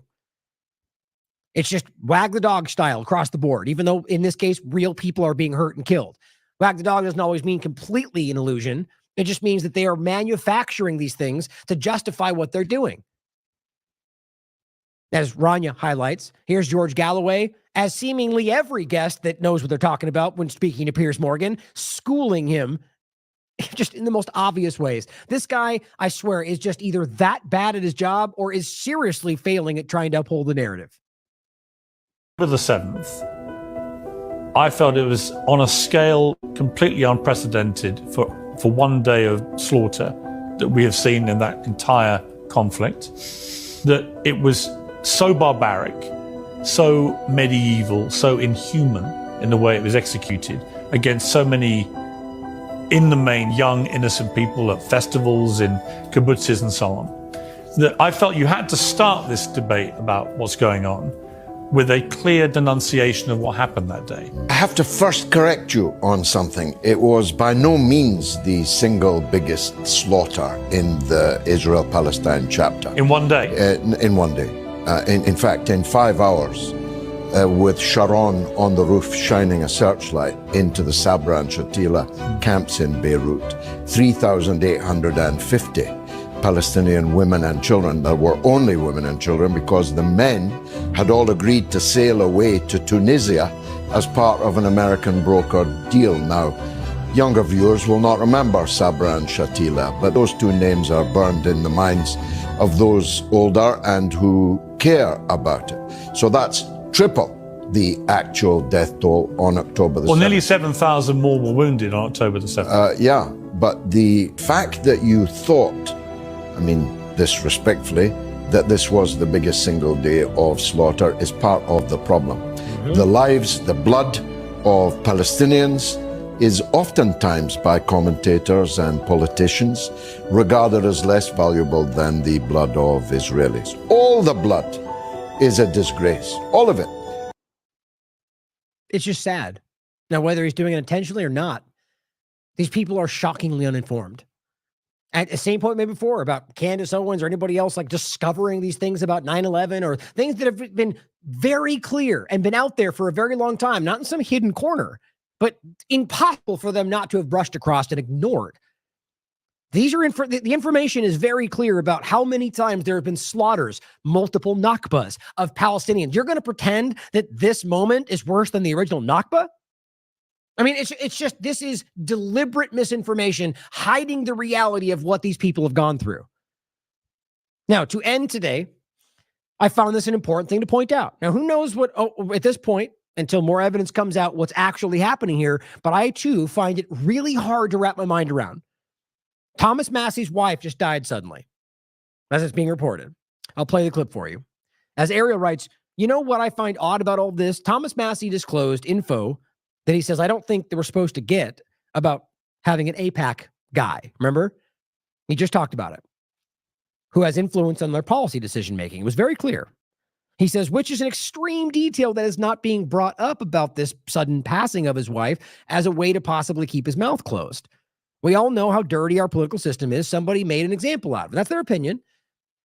Now, I want to be clear about something. If you're of the mind right now that that's just not possible, that it's not possible that Israel or any government for that matter, including our own, would be willing, capable, have already done in the past to kill an innocent family member, you know, like the family members we just talked about in other circumstances, to threaten, to hide things, to just scare people in order to hope you get what you want. If you don't think that's possible, you're shockingly naive.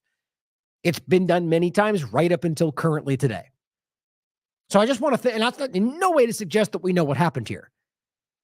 But I think it's interesting to consider with what we already know about Israel's track record, what Zionism has done right up until right now committing a genocide. assassinating family members of people that they think are even remotely connected to Hamas, clearly would be willing to do this, clearly have been responsible for some major assassinations of innocent people in the world. Something to consider. Here's the clip of them just highlighting, just speaking about this in Congress. We're all saddened to learn today of the passing of the spouse of one of our members, Thomas Massey, the gentleman from Kentucky. His wife, Rhonda, of many years, they were childhood sweethearts. She suddenly passed away yesterday. Mr. Massey had to drive home to Kentucky and be home with his family, which is where he is today. I would ask everybody in the chamber and everybody around the complex to please rise and observe a moment of silence and offer your prayers and thoughts and condolences for our good friend from Kentucky. Now, consider a few things, right? I mean, any number of things. It could be that she died naturally for some things she was already dealing with. It could be that she got an injection and that became a problem now that we're seeing how obvious that part of it is, or it's something that or she was killed. I mean, my point is, we don't know. I don't know. I'm not going to argue anybody knows until we get more evidence. But what I find really telling around all of this is what Steve pointed out from Slow News Day. He goes, if I have this right, shortly after Massey went on Tucker and told everyone who didn't already know about the AIPAC babysitters, his wife is suddenly tragically taken from him, and this is what the Ziocons have to say. So be clear about this. This is what people online, Zionists, are saying about what just happened. Dear Thomas, please accept my deepest condolences for your loss. As you navigate through this difficult time, it may be beneficial to engage in some introspection. Over the past 8 months, you have expressed strong negative sentiments towards Israel and its Jewish supporters. No, he hasn't. He's expressed it towards the state of Israel and the influence they have, as well as Zionism. It says, it goes on to say, I would like to gently suggest that you consider whether this is the legacy you wish to leave behind for your family. Perhaps this is an opportune moment to reassess your perspective and make a positive change in your life. They tag where he says, yesterday my high school sweetheart died. Doesn't that seem, at least in shockingly bad taste? It's eerie to me. It is, I mean, it's very, I think anybody who has a brain can go, that's pretty creepy. At the very least, you're pretending like it's a good moment to tell him he should change the way he's acting and speaking about Israel? Doesn't that seem strange to you? As Max tagged onto that, Zionists gloat over the sudden death of his wife because he was one of the very few lawmakers on Capitol Hill not being bought off by AIPAC. These demons seek the elimination of everyone who stands in their way and their ethno-supremacist project. So whatever you think happened, the idea, and you will find the most detestable comments on Twitter, of course, that they completely allow to be there, which they have a right to say, but they'll happily censor people that say that Israel's an anti-Semitic country, right? The point is that whatever you think actually happened, there are people cheering about this because he was somebody who didn't support Israel. If you don't see the problem in that with what these kind of people are, whatever they are, wherever they are, whatever religion they believe in, then you're missing the bigger picture. This is the problem of our time right now. The fight against Zionism and its influence over these countries around the world is very obvious. That's not the only thing, not even in a long shot, but it's very clearly a central part of why we are in the position we're in and why it is so dark right now. Very well be just because they put you in that position to be in that dark position, but it's also, I think, my personal opinion, the darker before the dawn scenario. We're in a position now where it's already been. We've already been in a very dark way, but it's getting worse. It feels worse than ever because I think we're watching them lash.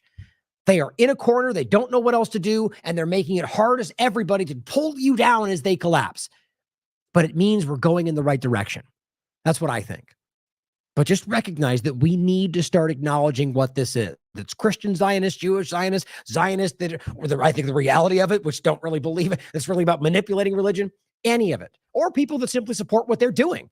They're all part of the same problem that needs to be highlighted and rectified. Now, I'll leave you with two things.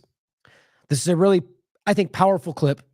A Palestinian man rebuilds a portion of his destroyed home, painting a graffiti mural that reads, there is on this land what is worth living for.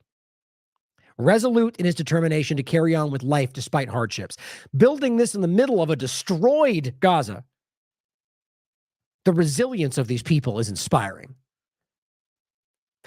just what they're going through and the fact that this person, knowing this is, I almost guarantee this is going to get bombed as well.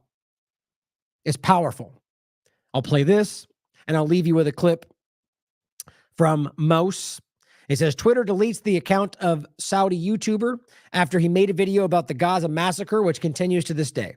This video is one of the greatest videos made since the beginning of the brutal war, and other parts of it compare Nazism, Zionism, and Hitler to Netanyahu, which is, I think, why it's being deleted. Now, this doesn't really get into it. It's a clip of that. I just think it's a powerful clip highlighting that, that people paying attention to this are changing other things around the world. It's awakening them to the kind of corruption that we're seeing in our own governments, which is a part of that. It leads back to the Zionist part, but it's not just that, guys. There's a lot of other dynamics in the world. The U.S. entity doing it to other countries. There's a web of problems and corruption that is, whether it starts with this one thing or not, that's part of it, but that we're beginning to see, that we are beginning to dismantle. And as we're doing that, you've got the engineers of the world trying to patch us right back into it, right behind us. And that's what we're trying to highlight so we don't get lost in the next thing. The partisan screamers and the empire managers, as Caitlin puts it, trying to keep you stuck in the two-party illusion to maintain the status quo. We're desperately trying to keep you aware of what's going on. As best I see it, I can obviously be wrong, but I definitely think we can acknowledge the change in front of us and that we should not let this slip away because of some stupid partisan divide. So thank you for tuning in today. Try to find the kind of resilience and inspiration that somebody like this is trying to show the world and fight for change that you believe in. Thank you for tuning in today, guys. I love you all. As always, question everything. Come to your own conclusions. Stay vigilant. هذه الأرض ما يستحق الحياة. على هذه الأرض سيدة الأرض أم البدايات. That humanity has failed you in so many ways, and that you may never find it in your heart to forgive us anymore. They have stolen your land and forced division among your people. Air, land, and sea blockades on a tiny strip with high fences and cameras pointing at you 24/7. 80% of the water is undrinkable. 70% of your people are food insecure. Poverty, unemployment, and children suffering from PTSD. 12 hours of daily power cuts. Home invasions, unjust detentions, and shooting of innocent civilians. And all of this was happening before the 7th of October. But the world was not watching. Now we do. We amplify your voice, boycott, and march for your freedom. Viva, viva Palestina! Viva, viva Palestina!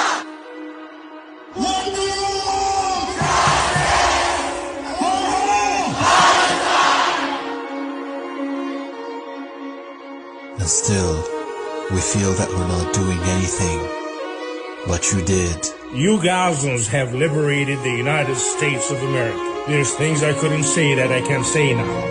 You showed us that the world is unfair, that their human rights are all lies, that their international laws are non-existent, that leaders are just puppets under one system, that heroes don't need capes, that resistance is the only way to gain freedom, that in this world, everything seems dead, except for the Palestinians.